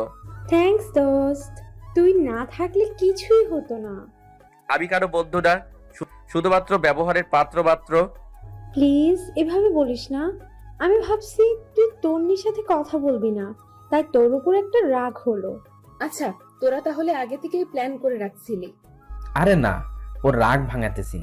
আচ্ছা শোন, ওনারা চলে যাক, আমরা চল কোথাও গিয়ে বসি, একটু আড্ডা দেই। ফয়সাল ভাইয়াও থাকবে। ওকে চল। তারপর সবাই মিলে একটা কফি শপে গেলাম। সাদিয়া জিজ্ঞেস করলো, এবার বল এত কিছু কি করে করলি? প্রথম থেকে শেষ পর্যন্ত সব বললাম। তোর মাথায় বুদ্ধি আছে মাইরি। জুয়েল দোস্ত, বলেছিলাম কি, তুই তো সাদিয়া আর আইমানকে সিস্টেম করে দিলি, এখন ফারিয়াকেও করে দিলি। এবার আমার ব্যাপারে একটু চিন্তা কর। চুপ কর শালা, তোর কপালে প্রেম নাই। আচ্ছা চল উঠি, অনেক দেরি হয়ে গেছে। তারপর বাসায় চলে গেলাম। রাতের বেলা তন্নি কল দিল। অনেকক্ষণ কথা বললাম। তারপর কালকে সকালে একা দেখা করার জন্য বলল। সকালে ঘুম থেকে উঠে ওর দেওয়া ঠিকানায় চলে গেলাম। গিয়ে দেখি তন্নি আগে থেকেই বসে আছে। কি রে, এত দেরি হলো যে? হেঁটে আসছি তো তাই। বল, কেন ডেকেছিস? না এমনি, বস এখানে। বাসায় ভালো লাগছে না, তাই ভাবলাম তোর সাথে একটু আড্ডা দেই। ও আচ্ছা। আচ্ছা, তোর কি আসলেই কেউ নেই? আছে আবার নেইও। বুঝলাম। আচ্ছা বুঝিয়ে বলছি। পুরো কাহিনী তন্নিকে বললাম। তো এতদিন যে সবাইকে বলেছিস তোর কেউ নেই, তুই এতিম? এমনি। তো তোর আব্বু আম্মুর কাছে আর ফিরে যাবি না? যদি কখনো মানুষের মতো মানুষ হতে পারি, ভালো একটা চাকরি পাই, তাহলে আবার ওদের সামনে যাব। সরি রে, সরি কেন? আমি না জেনে তোর সাথে এত কিছু করেছি। মনে মনে বললাম, সবাই হলে দেখতে পারবি আমি কি করি তোর সাথে। আরে ধুর, আমি এগুলো নিয়ে ভাবি না। যা হওয়ার তা তো হয়ে গেছে, এখন এগুলো বলে লাভ কি? তবু আমি একটু বেশি করে ফেলেছি। কথা বলতে বলতে ফারিয়া কল দিল। কি রে, কই তুই? এই তো বাসায়। বাসায় কি করিস? তাড়াতাড়ি মার্কেটে আয়, আমরা সবাই আছি। মার্কেটে কেন? আরে বিয়ের কেনাকাটা করতে হবে, তাড়াতাড়ি আয়। আচ্ছা ঠিক আছে। এরপর তন্নিকে নিয়ে মার্কেটে চলে গেলাম। দেখি সানি, আইমান, সাদিয়া, ফারিয়া সবাই আছে। আমাকে আর তন্নিকে একসাথে দেখে একটু অবাক হয়েছে মনে হয়। কিরে বেটা, সারাদিন তন্নির সাথে কি? আরে আজব, সারাদিন কোথায় দেখলি? আসার সময় রাস্তায় দেখা হয়, তাই ওরেও নিয়ে আসলাম। দেখিস আবার। শালা, সবাই নিজের মতো মনে করিস কেন? এই তোরা থাম, ভিতরে চল, না হয় আব্বু বকা দিবে। ওকে চল। ভিতরে গেলাম। সাদিয়া আর তন্নি ফারিয়ার জন্য শাড়ি দেখতেছে। আমি, সানি আর আইমান বাইরে ঘুরঘুর করতেছি। সানি এদিক ওদিক উকিঝুঁকি দিচ্ছে মেয়ে আছে কিনা। ফারিয়া আমাকে ইশারা দিয়ে বলল, তোরাও যা যা লাগে নিয়ে নে, আজকে খরচ সব আমার। আমি বললাম আমার কিছু লাগবে না। সানি আর আইমানকে বললাম নিতে, ওরাও নিচ্ছে না। ফারিয়া বাইরে এসে, কি রে, তোরা কিছু নিবি না? না রে, আমার লাগবে না, ওদের জিজ্ঞেস কর কিছু লাগবে কিনা। আমি এত কিছু বুঝি না, তোদেরও কিনতে হবে। আচ্ছা একটা কাজ কর, গায়ে হলুদের জন্য 3 জনের 3টা পাঞ্জাবি নিয়ে এনে। এটাতে না করিস না প্লিজ। আচ্ছা ঠিক আছে, চল পাঞ্জাবি দেখি। এই দাঁড়া, আবার কি? তোদের জন্য পাঞ্জাবি আমি চয়েস করব। আচ্ছা ঠিক আছে, সবাই চল। তারপর আমরা একটা পাঞ্জাবির দোকানে গেলাম। যাওয়ার সাথে সাথে একটা শক খেলাম, কারণ ওখানে আব্বু আব্বু আর ছোট বাবা ছিল। হঠাৎ করে তাদের দেখে ভিতরটা কেঁদে উঠলো। আমি তাড়াতাড়ি বের হয়ে গেলাম, গিয়ে অন্য একটা গলিতে ঢুকে গেলাম। এদিকে সানি আর আইমান আমাকে পাগলের মতো খুঁজতেছে। আমি বাইরের দিকে তাকিয়ে অপেক্ষা করছি কখন ওরা যাবে। হঠাৎ করে কেউ একজন আমার কাঁধে হাত দেয়। মুহূর্তেই চমকে উঠে পিছনে তাকিয়ে দেখি আইমান আর সানি। কিরে, তুই এখানে কি করিস? আর আমরা অন্যদিকে তোকে খুঁজতেছি। কিরে, কিছু বলস না কেন? কি হয়েছে? আম্মু আব্বু আর ছোট মামা ওই দোকানে ছিল। মানে আমরা যেখানে পাঞ্জাবি কিনতে গিয়েছিলাম সেখানে। তো দেখা কর। তুই পাগল নাকি? যেখানে আমাকে বাসা থেকে বের করে দিছে সেখানে আমি বুঝি ওদের সাথে দেখা করব? এতদিন সবকিছু ভুলে গেছে। তবুও আমি প্রতিষ্ঠিত হওয়া ছাড়া ওদের সামনে যাব না। আচ্ছা, সেজন্যই আমরা যখন তোর নাম ধরে ডাকাডাকি করতেছি বারবার তোর আব্বু আম্মু আমাদের দিকে তাকাচ্ছিল। তোর আম্মু তো একটুর জন্য জিজ্ঞেস করে নাই। আচ্ছা বাদ দে, এখন চল, ওনারা চলে গেছে। আর শোন, ওদেরকে কিছু বলার দরকার নেই। আচ্ছা চল। তারপর ওদের সাথে আরো কিছুক্ষণ থেকে কেনাকাটা শেষ করে বাসায় চলে গেলাম। আর 2 দিন পরেই বিয়ে। এখন থেকে সবকিছু ভালোভাবে প্রিপারেশন নিচ্ছে। আমরাও ব্যস্ত, মোটামুটি সবকিছু ঠিকঠাক। মহা ধুমধামে বিয়েটা হয়ে গেল। ফারিয়া বিয়ের পরেও পড়ালেখা করবে, এটা আগে থেকে ঠিক ছিল। বিয়েতে অনেক মজা করলাম। ভালোই বিয়েটা শেষ হলো। বিয়ের কয়েকদিন পর আবার সবাই কলেজে গেলাম, ক্লাস করলাম। আমাদের ফ্রেন্ডশিপ আরো মজবুত হলো। সারা দিন সবাই একসাথে থাকি, ভালোভাবেই দিনগুলো যাচ্ছিল। দেখতে দেখতে আমাদের কলেজের শেষ প্রান্তে চলে আসছি। মানে আমাদের সবগুলো সেমিস্টার কমপ্লিট। আর কিছু 2 দিন পরেই ফাইনাল এক্সাম। আজকে আমাদের বিদায় অনুষ্ঠান হবে। স্যারেরা সবাই আমাদের উদ্দেশ্যে অনেক কথা বলল, ছোটরাও অনেক কথা বলল। অনুষ্ঠান শেষে সবাই মিলে সেই গাছতলায় গিয়ে বসলাম, যেখানে আমরা সবাই আড্ডা দিতাম। সবারই মন খারাপ। যতই হোক, অনেক স্মৃতি জুড়ে আছে এই ক্যাম্পাসে। আর সবচেয়ে বড় কথা, পরীক্ষার পরে আমরা সবাই যে যার মতো ব্যস্ত হয়ে যাব। হবে না আগের মতো আড্ডা দেওয়া, খাওয়া দাওয়া করা, ঘুরতে যাওয়া। সবারই মন খারাপ। তারপর অল্প কিছু কথা বলে যে যার মতো বিদায় দিতে লাগলাম। এমন সময় তন্নি বলল, সবাই দাঁড়া, তোদের সাথে কথা আছে। আমরা সবাই ওর দিকে তাকিয়ে আছি। চোখ মুখ লাল হয়ে আছে। কলেজ জীবনের শুরু থেকে তোদের সাথে আমার খুব ভালো একটা সম্পর্ক ছিল না। যখন 3য় সেমিস্টারে আসি তখন জুয়েলও আমাদের সাথে ভর্তি হয়। প্রথম দিন থেকেই ওর সাথে আমার ভেজাল শুরু হয়। সেটা তোরা খুব ভালো করে জানিস। আমি ওরে অনেক অত্যাচার করেছি, কখনো ছেলে লাগিয়ে, কখনো পুলিশ দিয়ে। শেষে যখন দেখলাম সে এখনো রাস্তায় রাস্তায় ঘুরতেছে, তখন সিদ্ধান্ত নিলাম যে করেই হোক ওরে এখান থেকে তাড়াতে হবে। সেদিন ওরে অনেক থ্রেট দিয়ে যখন আমি বাইক নিয়ে চলে যাচ্ছিলাম তখনই আমার অ্যাক্সিডেন্ট হয়। আর কিছু মনে নেই। যখন জ্ঞান আসে তখন শুনি ওই আমাকে বাঁচিয়েছে। তোরাও নাকি রক্ত দিয়েছিলি, তোদের প্রতি আমার সম্মানটা বেড়ে যায়। সেদিন হাসপাতালের বেডে শুয়ে ওয়াদা করেছিলাম আর কোনো দিন কোনো ছেলের সাথে বেয়াদবি করব না, পারলে উপকার করব। সেদিন থেকেই তোদের সাথে ফ্রেন্ডশিপটা হয়ে যায়। কিভাবে যে এতগুলো দিন চলে গেল আমি বুঝতেই পারিনি। এবার আসল কাহিনী বল, এটা আমরা সবাই জানি। জুয়েল, তোকে আমি ভালোবাসি সেই দিন থেকে, যেদিন থেকে তুই আমাকে বাঁচিয়েছিলি। আবার এটা ভাবিস না যে বাঁচানোর জন্য ভালোবেসেছি। আমি সত্যিই মন থেকে ভালোবাসি। তো এতদিন বলিসনি কেন? যদি ফ্রেন্ডশিপটা নষ্ট হয়ে যায় তার ভয়ে আমি আজকের দিনটার অপেক্ষায় ছিলাম। সবাই আমার দিকে তাকালো। কি রে, তুই কিছু বলছিস না কেন? আমি কি বলবো? কি বলবি মানে? তন্নি যেটা বললো সেটার উত্তর দে। সরি। মানে ক্লিয়ার করে বল। মানে আমি এসবে জড়াতে পারবো না। কেন, সমস্যা কোথায়? আছে অনেক সমস্যা। আমাকে আগে প্রতিষ্ঠিত হতে হবে, তারপর অন্য কিছু। আর তন্নি জাস্ট আমার ফ্রেন্ড, অন্য কিছু আমি কখনো কল্পনা করিনি। তো সমস্যা কোথায়? দেখছিস না আমি আর আইমান একসাথে আছি। তোদের লাইফ আর আমার লাইফ এক না, সো আমার দ্বারা এগুলো হবে না। হবে, তুই চিন্তা করে দেখ। হবে না, কারণ আমার গার্লফ্রেন্ড আছে। মিথ্যা বললাম? মানে তুই তো আমাদেরকে কিছু বলিসনি। বলার প্রয়োজন মনে করিনি তাই বলিনি। আমার গার্লফ্রেন্ড আগের কলেজে পড়ে। কিন্তু কোনো কিন্তু না, যা বলার আমি বলে দিয়েছি। তোরা থাক, আমি গেলাম। তারপর আমি হাঁটা দিলাম। তন্নি বারবার আমাকে ডেকেছে, কিন্তু আমি পিছনেও তাকাইনি, সোজা হাঁটা দিলাম।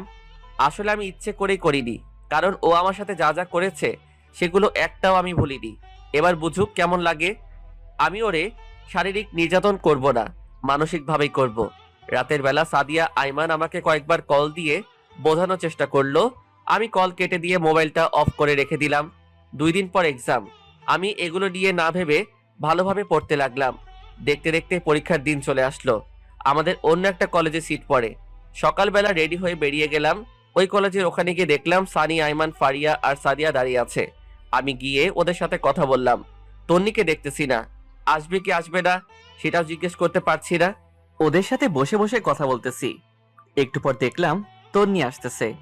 চোখ মুখ লাল হয়ে ফুলে আছে, দেখে মনে হচ্ছে অনেক কান্নাকাটি করেছে। কি রে, কি অবস্থা তোর? অসুস্থ নাকি? না, আমি ঠিক আছি। দেখে তো মনে হচ্ছে না।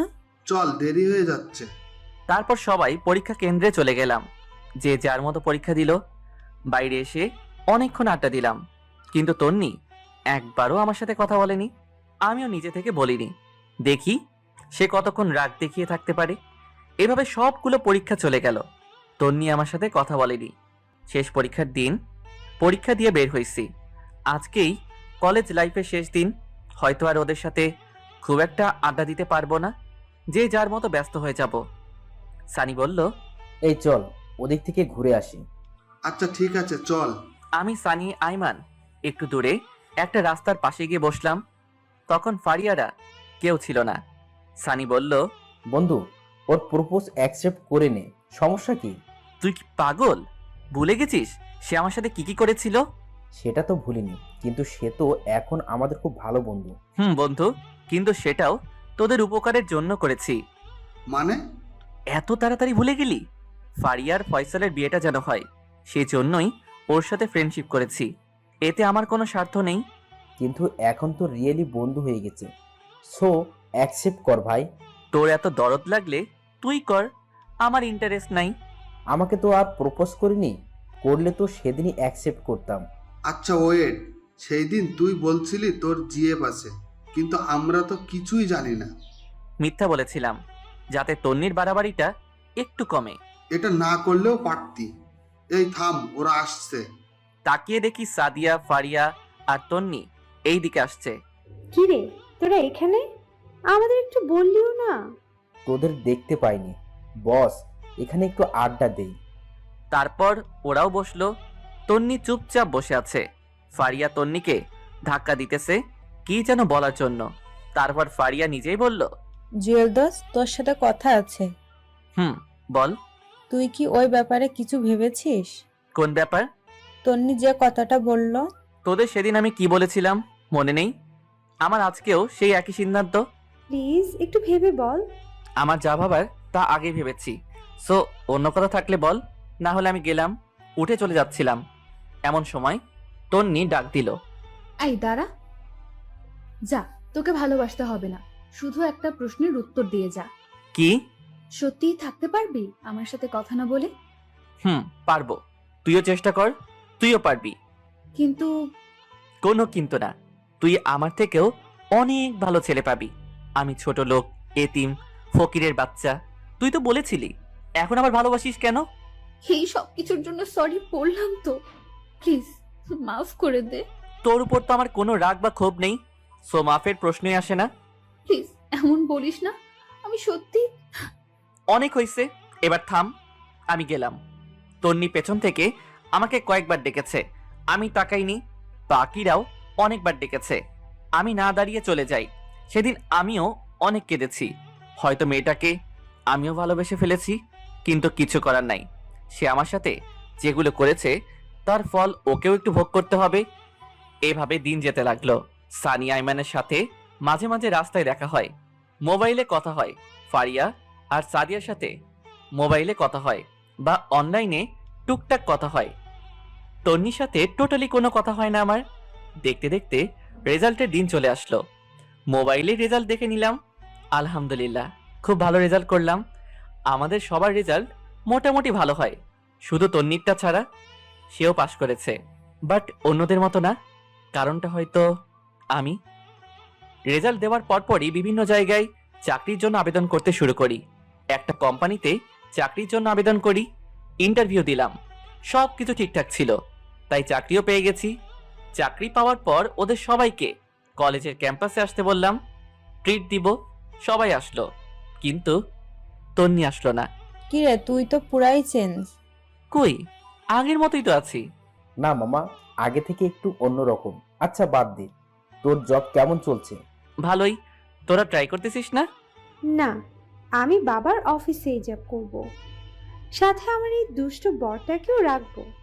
মামা, এই ভুল করিস না। সারা জীবন খোটা শুনবি যে তুই শ্বশুরের টাকা খাস।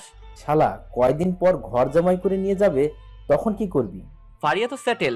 তোর জামাই কেমন আছে রে? আছে ভালোই। এই তন্নির কি অবস্থা? তোদের সাথে কথা হয়? হুম, মাঝে মাঝে। তোর সাথে হয়? আরে না, হইলে কি আর তোদেরকে জিজ্ঞেস করি? তুই রাজি হলে কি এমন ক্ষতি হতো? ওইসব কথা বাদ দে, অনেক দিন আড্ডা দেই না। চল ওই দিক থেকে ঘুরে আসি। ঠিক বলছিস, চল ঘুরে আসি। ওদের সাথে পুরো বিকাল আড্ডা দিলাম, সন্ধ্যায় বাসায় চলে গেলাম। এভাবেই দিন কাটতেছিল। ভালোই আছি। মাঝে মাঝে আম্মু আব্বুর কথা মনে ওঠে, ইচ্ছা করে তাদের কাছে ছুটে যাই। আজ সব আছে, টাকা সম্মান সবকিছু আছে, কিন্তু নেই বাবা মা। যত কিছুই করি দিন শেষে নিজেকে এতিমই মনে হয়। ইচ্ছে করছে এখনই ছুটে যাই, কোনো এক অজানা শক্তি ধরে রাখে, চাইলেও যেতে পারি না। কিছুদিন পর আমি আমার বস গাড়ি নিয়ে একটা দরকারে অন্য একটা জায়গায় যাচ্ছি। গাড়িতে বসে বসে কথা বলতেছি, এমন সময় ড্রাইভার অনেক জোরে ব্রেক চাপলো। সাথে সাথেই একটা ধাক্কা খেলাম। বাইরে তাকিয়ে দেখলাম কেউ একজন গাড়ির সাথে ধাক্কা খেয়ে পড়ে গেল। বস আমাকে বলল, জুয়েল দেখো তো বাইরে কি হয়েছে। আমি গাড়ি থেকে নেমে বাইরে গেলাম, দেখলাম একটা বৃদ্ধ লোক গাড়ির সাথে ধাক্কা খেয়ে পড়ে গেছে। আমি গিয়ে পেছন থেকে টান দিয়ে তুলতে তুলতে বললাম, সরি আঙ্কেল, ড্রাইভার ভুল করে লাগিয়ে দিয়েছে। আপনার লাগেনি? পুরোটা বলার আগেই আমি স্তব্ধ হয়ে গেলাম, কারণ লোকটা আর কেউই নয়, সেই হচ্ছে আমার বাবা। বাবাকে দেখি চোখ দিয়ে পানি ঝরতে শুরু করলো। বাবা আমার দিকে তাকিয়ে অবাক হয়ে আছে। অবাক হওয়ারই কথা, আমার বেশভূষা আগের মতো নেই। আগের জুয়েল আর এখনকার জুয়েলের মধ্যে অনেক তফাৎ চলে এসেছে। আব্বু তুমি? আব্বু আমাকে জড়িয়ে ধরে কান্না শুরু করে দেয়।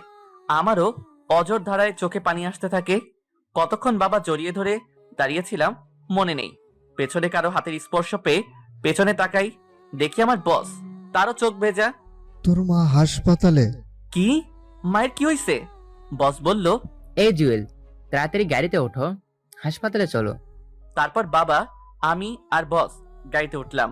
বাবা আমার হাত ধরে বাচ্চা ছেলেদের মতো কাঁদছে। একটু পর হাসপাতালে গেলাম, গিয়ে দেখি আম্মুকে স্যালাইন লাগিয়ে শুয়ে রেখেছে। কি হয়েছে আম্মুর? গত পরশুদিন স্ট্রোক করেছে। ডাক্তার কি বলেছে? ভালো হতে সময় লাগবে। পেছন থেকে বস বলল, আচ্ছা জুয়েল, আমার তো সময় কম, মিটিং এ দেরি হয়ে যাচ্ছে, তুমি থাকো, আমি গেলাম, পরে কি হয় আমাকে জানিও। স্যার আমি না গেলে সমস্যা হবে না? না, আমি চালিয়ে নিব, তুমি মায়ের কাছে থাকো। ধন্যবাদ স্যার। বস চলে গেল, আমি আর বাবা হাসপাতালের বাইরে বসে আছি। আমারে মাফ করে দিস। মানে হঠাৎ এ কথা কেন বলছো? সেদিন তোকে বাসা থেকে বের হয়ে যেতে বলেছি, সেজন্য তুই বের হয়ে গেলি। একবারও ভাবলি না তুই ছাড়া আমাদের আর কেউ নেই? আব্বু, সেদিন তুমি পৃথিবীর সেরা কাজটি করেছো। সেদিন যদি তুমি আমাকে বের করে না দিতে, হয়তো আজকে আমি এই পর্যায়ে আসতাম না, একজন ভালো মানুষ হতাম না। বাস্তবতা কি জিনিস বুঝতাম না, তোমাদের ভালোবাসা কি জিনিস বুঝতাম না।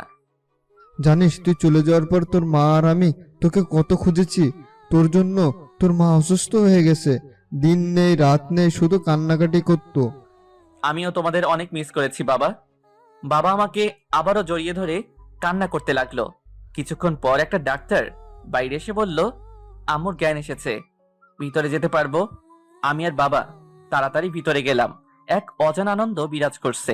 কত বছর পর আম্মুকে দেখব। ভিতরে গেলাম, আম্মু আমাকে দেখে রীতিমতো অবাক হয়ে গেল। হওয়ারই কথা, আম্মু আমার দিকে নির্বাক হয়ে তাকিয়ে আছে। আম্মুকে দেখে আমার পুরো শরীরের লোম দাঁড়িয়ে গেল। কি থেকে কি হয়ে গেল। আম্মুর এই অবস্থা দেখে গাল বেয়ে পানি পড়তে লাগলো। আম্মুর কাছে যেতেই আমাকে ধরে কান্নাকাটি শুরু করে দিল। আমিও শক্ত করে ধরলাম। এখন কেমন আছো? তুই আসছিস? এখন আমি ভালো না থেকে পারি? বল, আর কোনোদিন ছেড়ে যাবি না তো? না গিয়ে কোনো উপায় আছে? আমার তো থাকার জায়গা নেই। বাবা আমার কাঁধে হাত রেখে বলে, প্লিজ বাবা, আমাকে আর লজ্জা দিস না, মাফ করে দে আমাকে। আরে কি বলো এসব? তুমি যেটা করেছো একদম ঠিক করেছো। তাহলে একথা বললি কেন? আজ থেকে বাইরে কোথাও থাকতে পারবি না, তোর ঘরে তুই থাকবি। মায়ের দিকে তাকিয়ে দেখি সে অসহায় দৃষ্টিতে আমার দিকে তাকিয়ে আছে, তাই আর না করিনি। তারপর আমি আব্বু আম্মু নিজেদের বাসায় চলে গেলাম। আম্মু আমার পুরনো জিনিসপত্র সবগুলো সেই আগের মতোই গুছিয়ে রেখেছে। বিকেলবেলা আমি আবার আগের বাসায় আসলাম, চলতি মাসের বেতন দিয়ে দিলাম। তারপর সবগুলো মালামাল বাসায় নিয়ে গেলাম। পরের দিন যথারীতি অফিসে চলে গেলাম। বসকে সবকিছু বললাম, তিনিও খুশি হলেন। বিকেলবেলা বাসায় গেলাম, দেখি আম্মু আমার রুমে বসে আছে। কি রে, কোথায় ছিলি? এই তো বাইরে গিয়েছিলাম। তোর অফিস কয়টা বাজে? 9টায়। কেন? সকালে আমাকে আর তোর বাবাকে একটু তন্নিদের বাসায় দিয়ে আসতে পারবি? মানে ওই বাসায় গিয়ে কি করবে? তন্নির মা নাকি অনেক অসুস্থ, একটু দেখে আসবো। আচ্ছা ঠিক আছে। তারপর খাওয়া দাওয়া করে ঘুমিয়ে গেলাম। সকালে ঘুম থেকে উঠে আব্বু আম্মুকে নিয়ে তন্নিদের বাসার সামনে গেলাম। আমি ওনাদের ভিতরে পাঠিয়ে দিয়ে আবার অফিসে চলে গেলাম। সারাদিন কাজ করে সানিয়া আর আইমানের সাথে বিকেলবেলা আড্ডা দিয়ে বাসায় আসলাম। এসে ফ্রেশ হয়ে রুমে বসে একটা বই পড়তেছি। আম্মু রুমে আসলো। কি রে, কি করিস? কিছু না, বই পড়ছি। কিছু বলবে? তোর বিয়ে? কি? আমার বিয়ে মানে? তোর বিয়ে ঠিক করছি। মানে কি? আমাকে জিজ্ঞেস করলে না? মেয়েটাকে কোথায় থাকে, কি করে সেটাও বললে না, সোজা বিয়ে ঠিক করে ফেললা। তোকে জিজ্ঞাসা করার কি আছে? আমার ছেলের বউ কে হবে সেটা আমি ঠিক করব। কিন্তু মেয়েটাকে সেটা তো বলবে। তোর বান্ধবী? বান্ধবী মানে? কার কথা বলতেছো? তন্নি, ওর সাথেই তোর বিয়ে ঠিক করেছি। কি? তন্নির সাথে মানে? কেন, ওরে তোর ভালো লাগে না? আচ্ছা ঠিক আছে, না করে দিচ্ছি। আরে ধুর, তোমারে আমি একবারও বলছি না করতে। তো কি করতাম? ও ভালো কথা, তুই যে পাত্র সেটা তন্নিকে বলতে নিষেধ করেছি। তো কি বলেছো? আসল কথা ওর বাবা মাকে বলেছি, ওরাও রাজি, কিন্তু বলেছি তোর কথা যাতে না বলে, অন্য ছেলের কথা বলতে। কিন্তু কেন? সারপ্রাইজ। বাহ, তোমার মাথায় বুদ্ধি আছে। দেখতে হবে না মা টাকার। আচ্ছা খেতে আয়। তারপর খাওয়া দাওয়া করে ঘুমাতে গেলাম, কিন্তু খুশির ঠেলায় ঘুম আসছে না। যাই হোক, মনটা ফ্রেশ হয়ে গেল। তন্নিকেও বিশাল একটা সারপ্রাইজ দেওয়া হবে। এইভাবে কিছুদিন গেল। শুক্রবারে সকালবেলা সাদিয়া কল দিল। কি রে ফকিনি, ভুলে গেলি নাকি? আরে না, বল কেমন আছিস? এই তো আছি, আগের মতোই। তোর কি অবস্থা? আলহামদুলিল্লাহ ভালো। আচ্ছা শোন, তন্নি কল দিয়েছিল, সবাইকে আসতে বলেছে, তোকেও আসতে বলেছে। আজকে বিকেলবেলা আমাদের ক্যাম্পাসের সামনে চলে আসিস। কিন্তু আমাকে তো বলেনি। তোদের বলেছে তোরা যা। আরে তোর নাম্বার নাকি নেই ওর কাছে? তাহলে আমি যাচ্ছি না, যদিও কল করে তাহলে যাব। আরে এমন করিস কেন? সানি, আইমান, ফারিয়া সবাই আসবে। আসুক, বাট আমি আসবো না, যদিও কল না করে। আচ্ছা ঠিক আছে, আমি ওরে তোর নাম্বার দিতেছি। ওকে। কল রেখে বসে বসে খেলা দেখতেছি। কিছুক্ষণ পর একটা অপরিচিত নাম্বার থেকে কল আসে। আমি বুঝে গেলাম তন্নি হবে। কয়েকবার রিং হওয়ার পর ধরলাম। হ্যালো, কে? আমি আরে আজব তো, আমিটা কে? আমি তন্নি। কোন তন্নি? কোন তন্নি মানে? কলেজের। ও, তো বল কি হয়েছে? কল কেন দিছস? কেন, কল দিলে সমস্যা নাকি? অবশ্যই সমস্যা। আমার বউ অপরিচিত কারোর সাথে কথা বলতে না করেছে। তো বল কি হয়েছে? তন্নি চুপ করে আছে। ও যে রেগে আগুন হয়ে আছে সেটা আমি খুব ভালো করে জানি। বিকেলে কলেজের সামনে আসিস, তোদের সাথে কথা আছে। চেষ্টা করব। কলটা কেটে দিয়ে হাসতে লাগলাম। যাই হোক, দুপুরে খাওয়া দাওয়া করে খুব সুন্দরভাবে রেডি হলাম। অনেকদিন পর ওদের সাথে দেখা হবে। বিকেলবেলা সানি কল দিয়ে বলল ওরা সবাই চলে এসেছে। আমি ইচ্ছে করেই একটু দেরি করে গেলাম। যাওয়ার পর দেখি সবাই আছে। তন্নি আমাকে দেখে অন্যদিকে তাকিয়ে আছে। কিরে হারামির দল, কি অবস্থা তোদের? শালা এত দেরি কেন? আরে বাসায় কাজ ছিল। আচ্ছা চল ওদিকে গিয়ে বসি। ওকে চল। একটু দূরে একটা ব্রিজের পাশে গিয়ে বসলাম। সবাই মিলে হাসাহাসি করতেছি, বাট তন্নি চুপচাপ বসে আছে। একটু পর, তুই এবার বল, কি এমন কথা যে আমাদের সবাইকে একসাথে করলি? এই মাসের শেষে আমার বিয়ে, তোদের দাওয়াত রইল, আশা করি সবাই আসবি। সবাই একসাথে কংগ্রাচুলেশনস জানালো। আমি চুপচাপ কার্ডটা নিয়ে বাতাস করতেছি। আরে দোস্ত, তাহলে বিয়েটা করেই ফেলবি? কি করব, এখন তো আর বসে থাকার সময় না। আর কত ওয়েট করব? বাবা মা অনেক চাপ দিচ্ছে, ছেলেও নাকি ভালো চাকরি করে, তাই রাজি হয়ে গেলাম। তুই না কাকে যেন ভালোবাসতি? তোরে আমি বলেছি আমি কাউকে ভালোবাসি? না মানে হয়েছে, আর মানে মানে করিস না। এই তুই কখন করবি? কে? আমি? হুম। আমি তো করে ফেলেছি আরো আগে। সবাই আমার দিকে অবাক হয়ে তাকায়। আরে এত অবাক হওয়ার কিছু নাই, সত্যি করে ফেলছি। কই আমাদেরকে তো বললি না? বলার প্রয়োজন মনে করিনি, তাই বলিনি। তুই এখনো আমাদের পর ভাবিস? আরে না, হুট করে হয়ে গেছে, তাই বলার সময় পাইনি। খেয়াল করে দেখলাম তন্নি রেগে লাল হয়ে আছে। আমার কথা শুনে আরো রেগে গেছে, চোখের মধ্যে পানি টলমল করতেছে। দেখে মনে হচ্ছে একটু পর কান্না করে দিবে। তারপর তন্নি বলল, আচ্ছা তোরা থাক, আমি গেলাম, বাসায় কাজ আছে। আরে কি বলিস? কতদিন পর দেখা হলো, একটু আড্ডা দিয়ে যা। না রে, অনেক কাজ, তোরা বিয়েতে অবশ্যই আসবি। তারপর বিদায় নিয়ে চলে গেল। আমি ওর চলে যাওয়ার দিকে এক দৃষ্টিতে তাকিয়ে আছি। সানি আমাকে টোকা দিয়ে বলে, বন্ধু, চেয়ে থেকে লাভ নাই, সে এখন অন্য কারো। সেদিন যদি অ্যাকসেপ্ট করতি তাহলে হয়তো বিয়েটা তোর সাথেই হইতো। শালা বেশি বুঝে, এবার বোঝো কেমন লাগে। ওদের কথা শুনে হাসি থামিয়ে রাখতে পারলাম না, অনেক জোরে হাসলাম। কি রে, তুই হাসিস কেন? পাগল হয়ে গেলি নাকি? না, তোদের কথা শুনে। তুই পুরাই গেছস।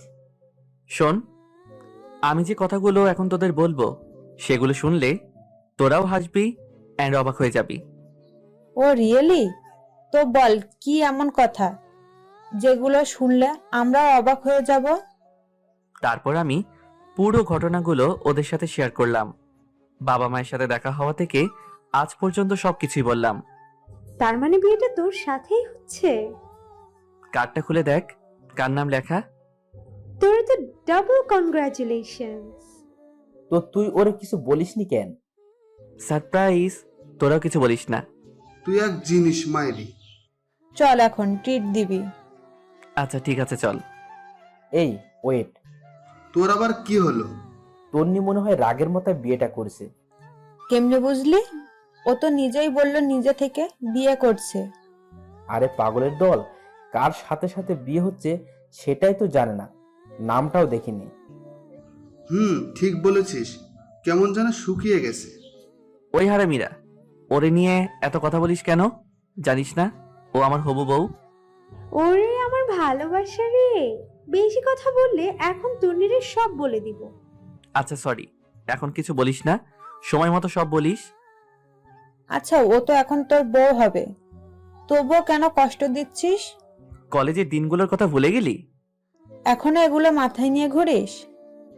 না ঘুরে কোনো উপায় আছে? যখন একা থাকি ওর অত্যাচারের কথা মনে পড়ে। আচ্ছা এগুলো বাদ দে, বিয়ের পর সারাদিন তো আদরের উপর রাখবা, তখন তো অত্যাচার করবা না। এই যে আইমান যেমন সাদিয়ারে আদর করতেছে, সাদিয়াও করতেছে, কি একটা লাক্সারিয়াস লাইফ। উফ। সবাই একসাথে সানিকে থাপড়ানো শুরু করলাম। হারামি, তুই কোনোদিন মানুষ হবি না। ওহ আচ্ছা, তুই তো ফয়সালকে আদর করতেছিস, শালার কি পুরা কপাল নিয়ে দুনিয়ায় আইসি কে জানে। তোর কপালে বউ নাই। এইভাবে অনেক মজা করলাম, আনন্দ করে রাতের বেলায় বাসায় চলে গেলাম। খুব ভালো একটা দিন কাটলো। দেখতে দেখতে বিয়ের তারিখ চলে আসলো। ফারিয়া আর সাদিয়া তন্নির সাথে শপিং করতে গেল। সানিয়া আর আইমান আমার সাথে। আমরা দূরে দূরে রয়েছি, যাতে ভুলেও তন্নি কিছু জানতে না পারে। শপিং শেষে বের হচ্ছি, এমন সময় গেটে তাকাতেই একটা টাস্কি খেলাম। দেখলাম তন্নিও বের হচ্ছে। আমি সানিয়া আর আইমানকে ইশারা দিয়ে লুকিয়ে যেতে বললাম। তারপর ওরা চলে যাওয়ার পর আমরা বের হলাম। বাসায় গেলাম, সবকিছু নতুন করে সাজাচ্ছে। আস্তে আস্তে বিয়ের পুরো প্রিপারেশন নেওয়া হচ্ছে। আব্বু আর আম্মু সবাইকে দাওয়াত দিয়ে আসলো। আমিও মোটামুটি ব্যস্ত। দেখতে দেখতে বিয়ের দিন খুব কাছে চলে আসলো। গায়ে হলুদের আগের দিন সানি, আইমান, সাদিয়া, ফারিয়াকে আমি কল দিয়ে দিঘির পাড়ে আসতে বললাম। বিকেলবেলা ওরা আসলো। কি রে, কি অবস্থা? এই তো মোটামুটি, তোরা কেমন আছিস? আমরা ভালো। আচ্ছা বল, কেন ডেকেছিস? আসলে কিভাবে কি করতে হবে তোরা যদি বলে দিতি তাহলে ভালো হতো। আমি তো এর আগে কখনো বিয়ে করিনি, তাই কোনো অভিজ্ঞতা নেই।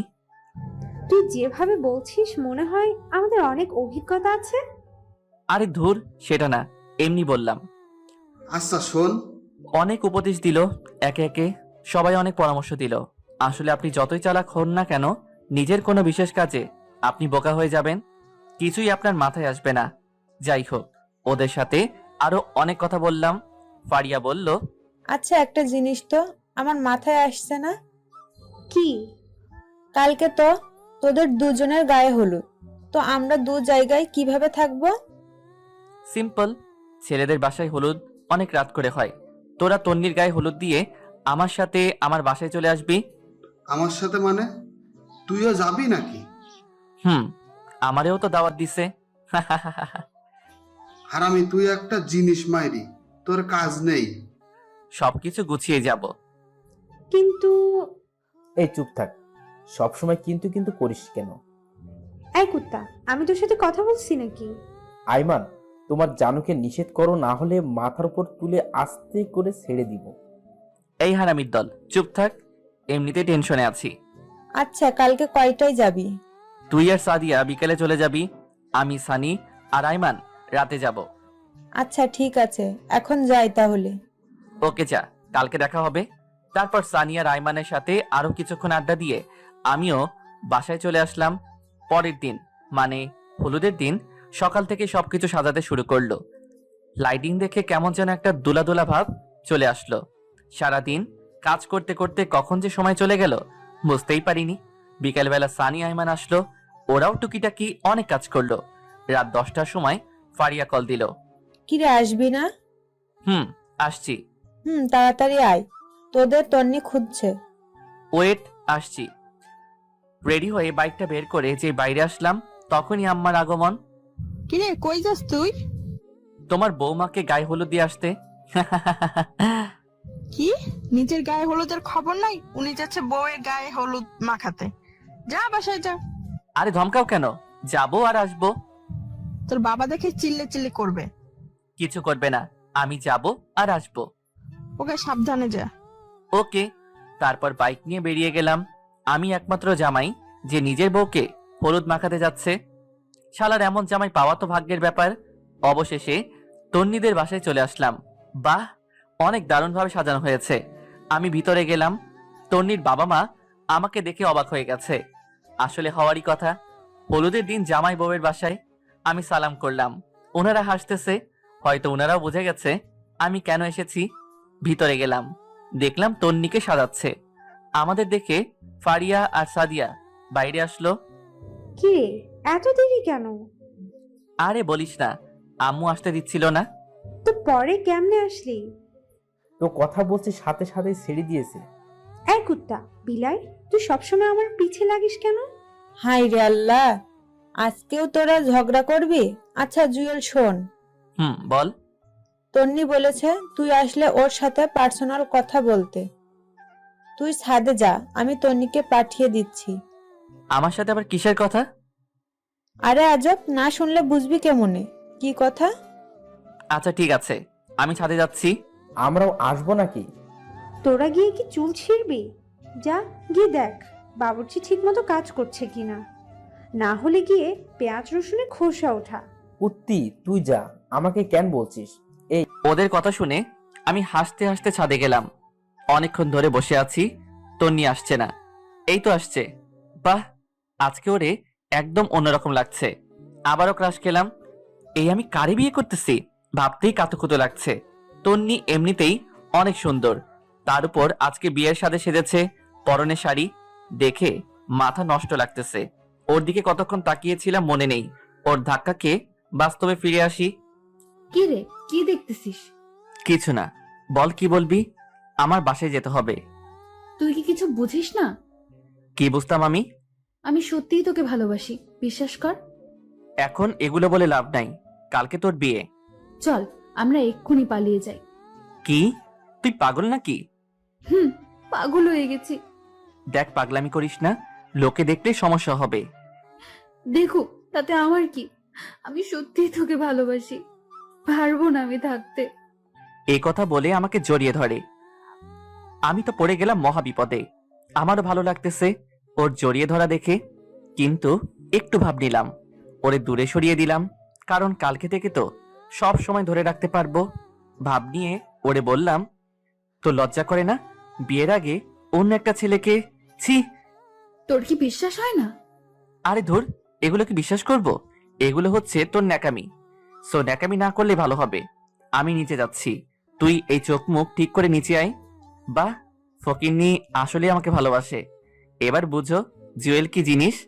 অনেক তো জ্বালাইছিলা আমারে, দেখো এখন কেমন লাগে। আমি নিচে চলে গেলাম।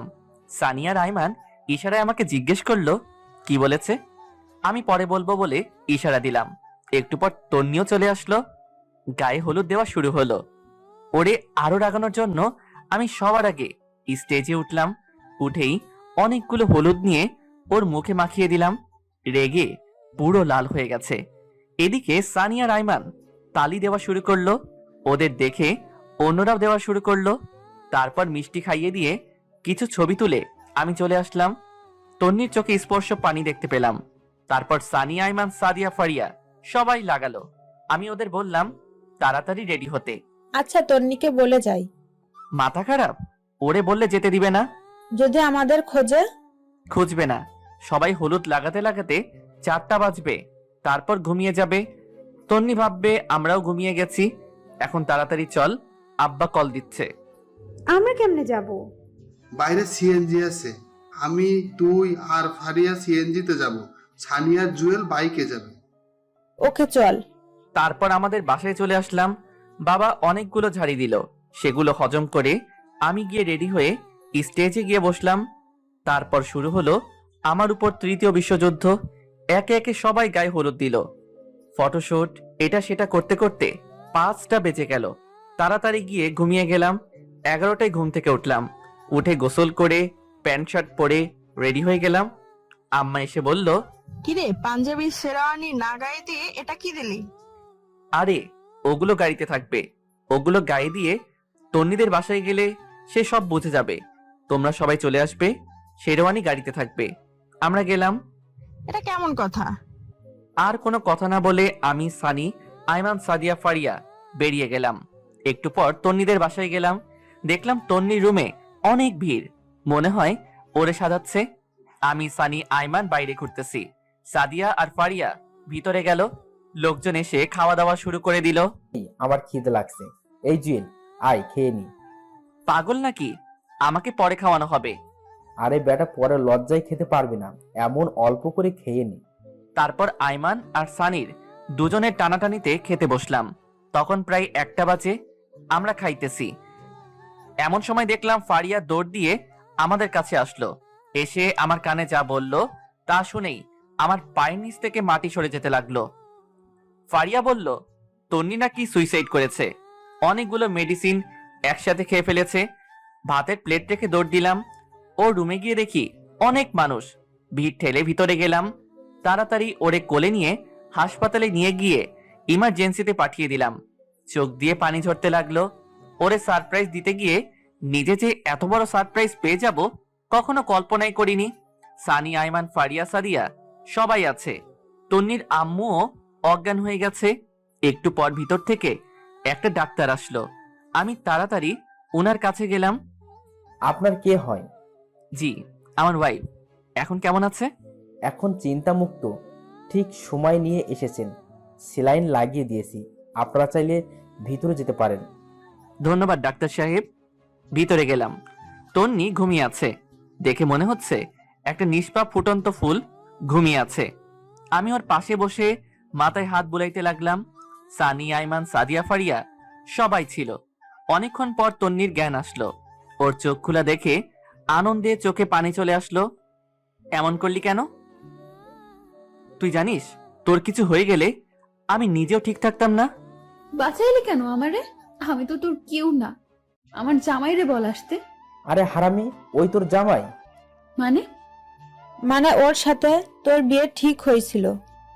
কি বলছিস এসব? সত্যি বলছে।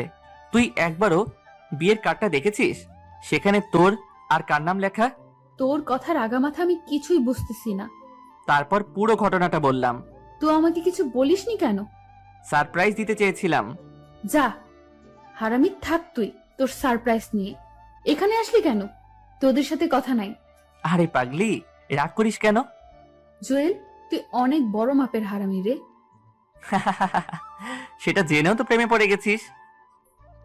সত্যি, তোরে ছাড়া থাকতে পারবো না রে। ওই এগুলো বাসর ঘরে গিয়ে করিস? আমার গা জ্বলে। এই মেহমানরা কিছু জানে? ওদের বলেছি তুই হঠাৎ সেন্সলেস হয়ে গেছিস। চল বাসায় চলে যাই। তুই আরো সুস্থ হ, তারপর। আরে ধুর, আমি ভালো আছি, চল তো। তন্নির বাবা মা এবং আমার বাবা মা গাড়ি নিয়ে আসতেছিল। এমন সময় তন্নির বাইরে বেরিয়ে আসা দেখে ওনারা এসে ওরে জড়িয়ে ধরলো। তারপর তন্নিদের বাসায় চলে গেলাম। বিয়ের সবগুলো কাজ শেষ হলো। কবুল টবুল বলা শেষে ওরে গাড়িতে করে বাসায় নিয়ে গেলাম। গাড়িতে ও আমার একটা হাত ধরে বসে আছিল। এখন রাত 12টা। আমি সানি আর আইমান বাসার ছাদে বসে বসে আড্ডা দিচ্ছি। এমন সময় আম্মু আসলো। কিরে, তুই এখনো এখানে? মেয়েটা কখন থেকে বসে আছে, তার উপর সে অনেক অসুস্থ। যাচ্ছি, তুমি যাও। আম্মু চলে গেল। আচ্ছা তোরা ঘুমিয়ে যা, অনেক রাত হইছে। আজকে কিছু করিস না, ও অসুস্থ। হারামজাদা, দোস্ত তুই যা, আল্লাহ হাফেজ, দেখে শুনে সব কিছু করিস। শালারা দুজনেই সুন্দর করে বাস দিয়ে দিল। আমি এখন আমার রুমের সামনে দাঁড়িয়ে আছি। নিজের রুমে যেতে নিজেরই লজ্জা লাগছে। দূর, এত লজ্জা দিয়ে কাজ হবে না। যাই, ভিতরে যাই। ভিতরে গিয়ে দরজাটা লাগিয়ে দিলাম। আমি তাকিয়ে দেখি তন্নি একটা লম্বা ঘোমটা দিয়ে বসে আছে। আমি সামনে গেলাম। আমার ধারণা অন্যদের মতো তন্নিও সালাম করতে আসবে আর আমি ওকে ধরে ফেলবো, কিন্তু সেটা আর হলো না। তন্নি একটা টান দিয়ে ওর ঘোমটা খুলে খাটে থেকে নেমে শাড়িটাকে কোমরের মধ্যে গুছিয়ে বলতে লাগলো, এই হারামি কুত্তা বিলাই, এতক্ষণ কই ছিলি? জানিস না আমি ভয় পাই? এই সরি রে, ওদের সাথে আড্ডা দিতে দিতে কখন যে সময় চলে গেছে টেরও পাইনি। বাহ, ঘরের বউ রেখে উনি বাইরে আড্ডা দিচ্ছে। দাঁড়া, তোকে দেখাচ্ছি মজা। প্লিজ রাগ করিস না, এবারের মতো মাফ করে দে। দিতে পারি একটা শর্তে। কি? আমাকে একটা গান শোনা। ধুর, আমি পারি না। কি বললি? এই না, শোনাচ্ছি। তোকেও শোনাতে হবে?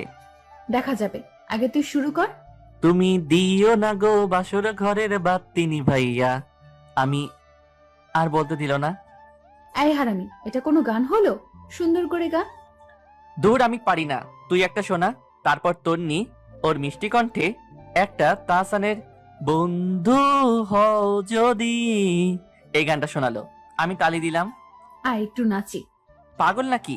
আমি পারি না, তুই নাচ। আরে পারবি, হালকা একটা গানে নাচবো, আয়। তারপর উল্টাপাল্টা কিছুক্ষণ নাচলাম। কি নাচলাম নিজেও জানি না। চল ছাদে যাব, চাঁদ দেখবো। ওকে চল।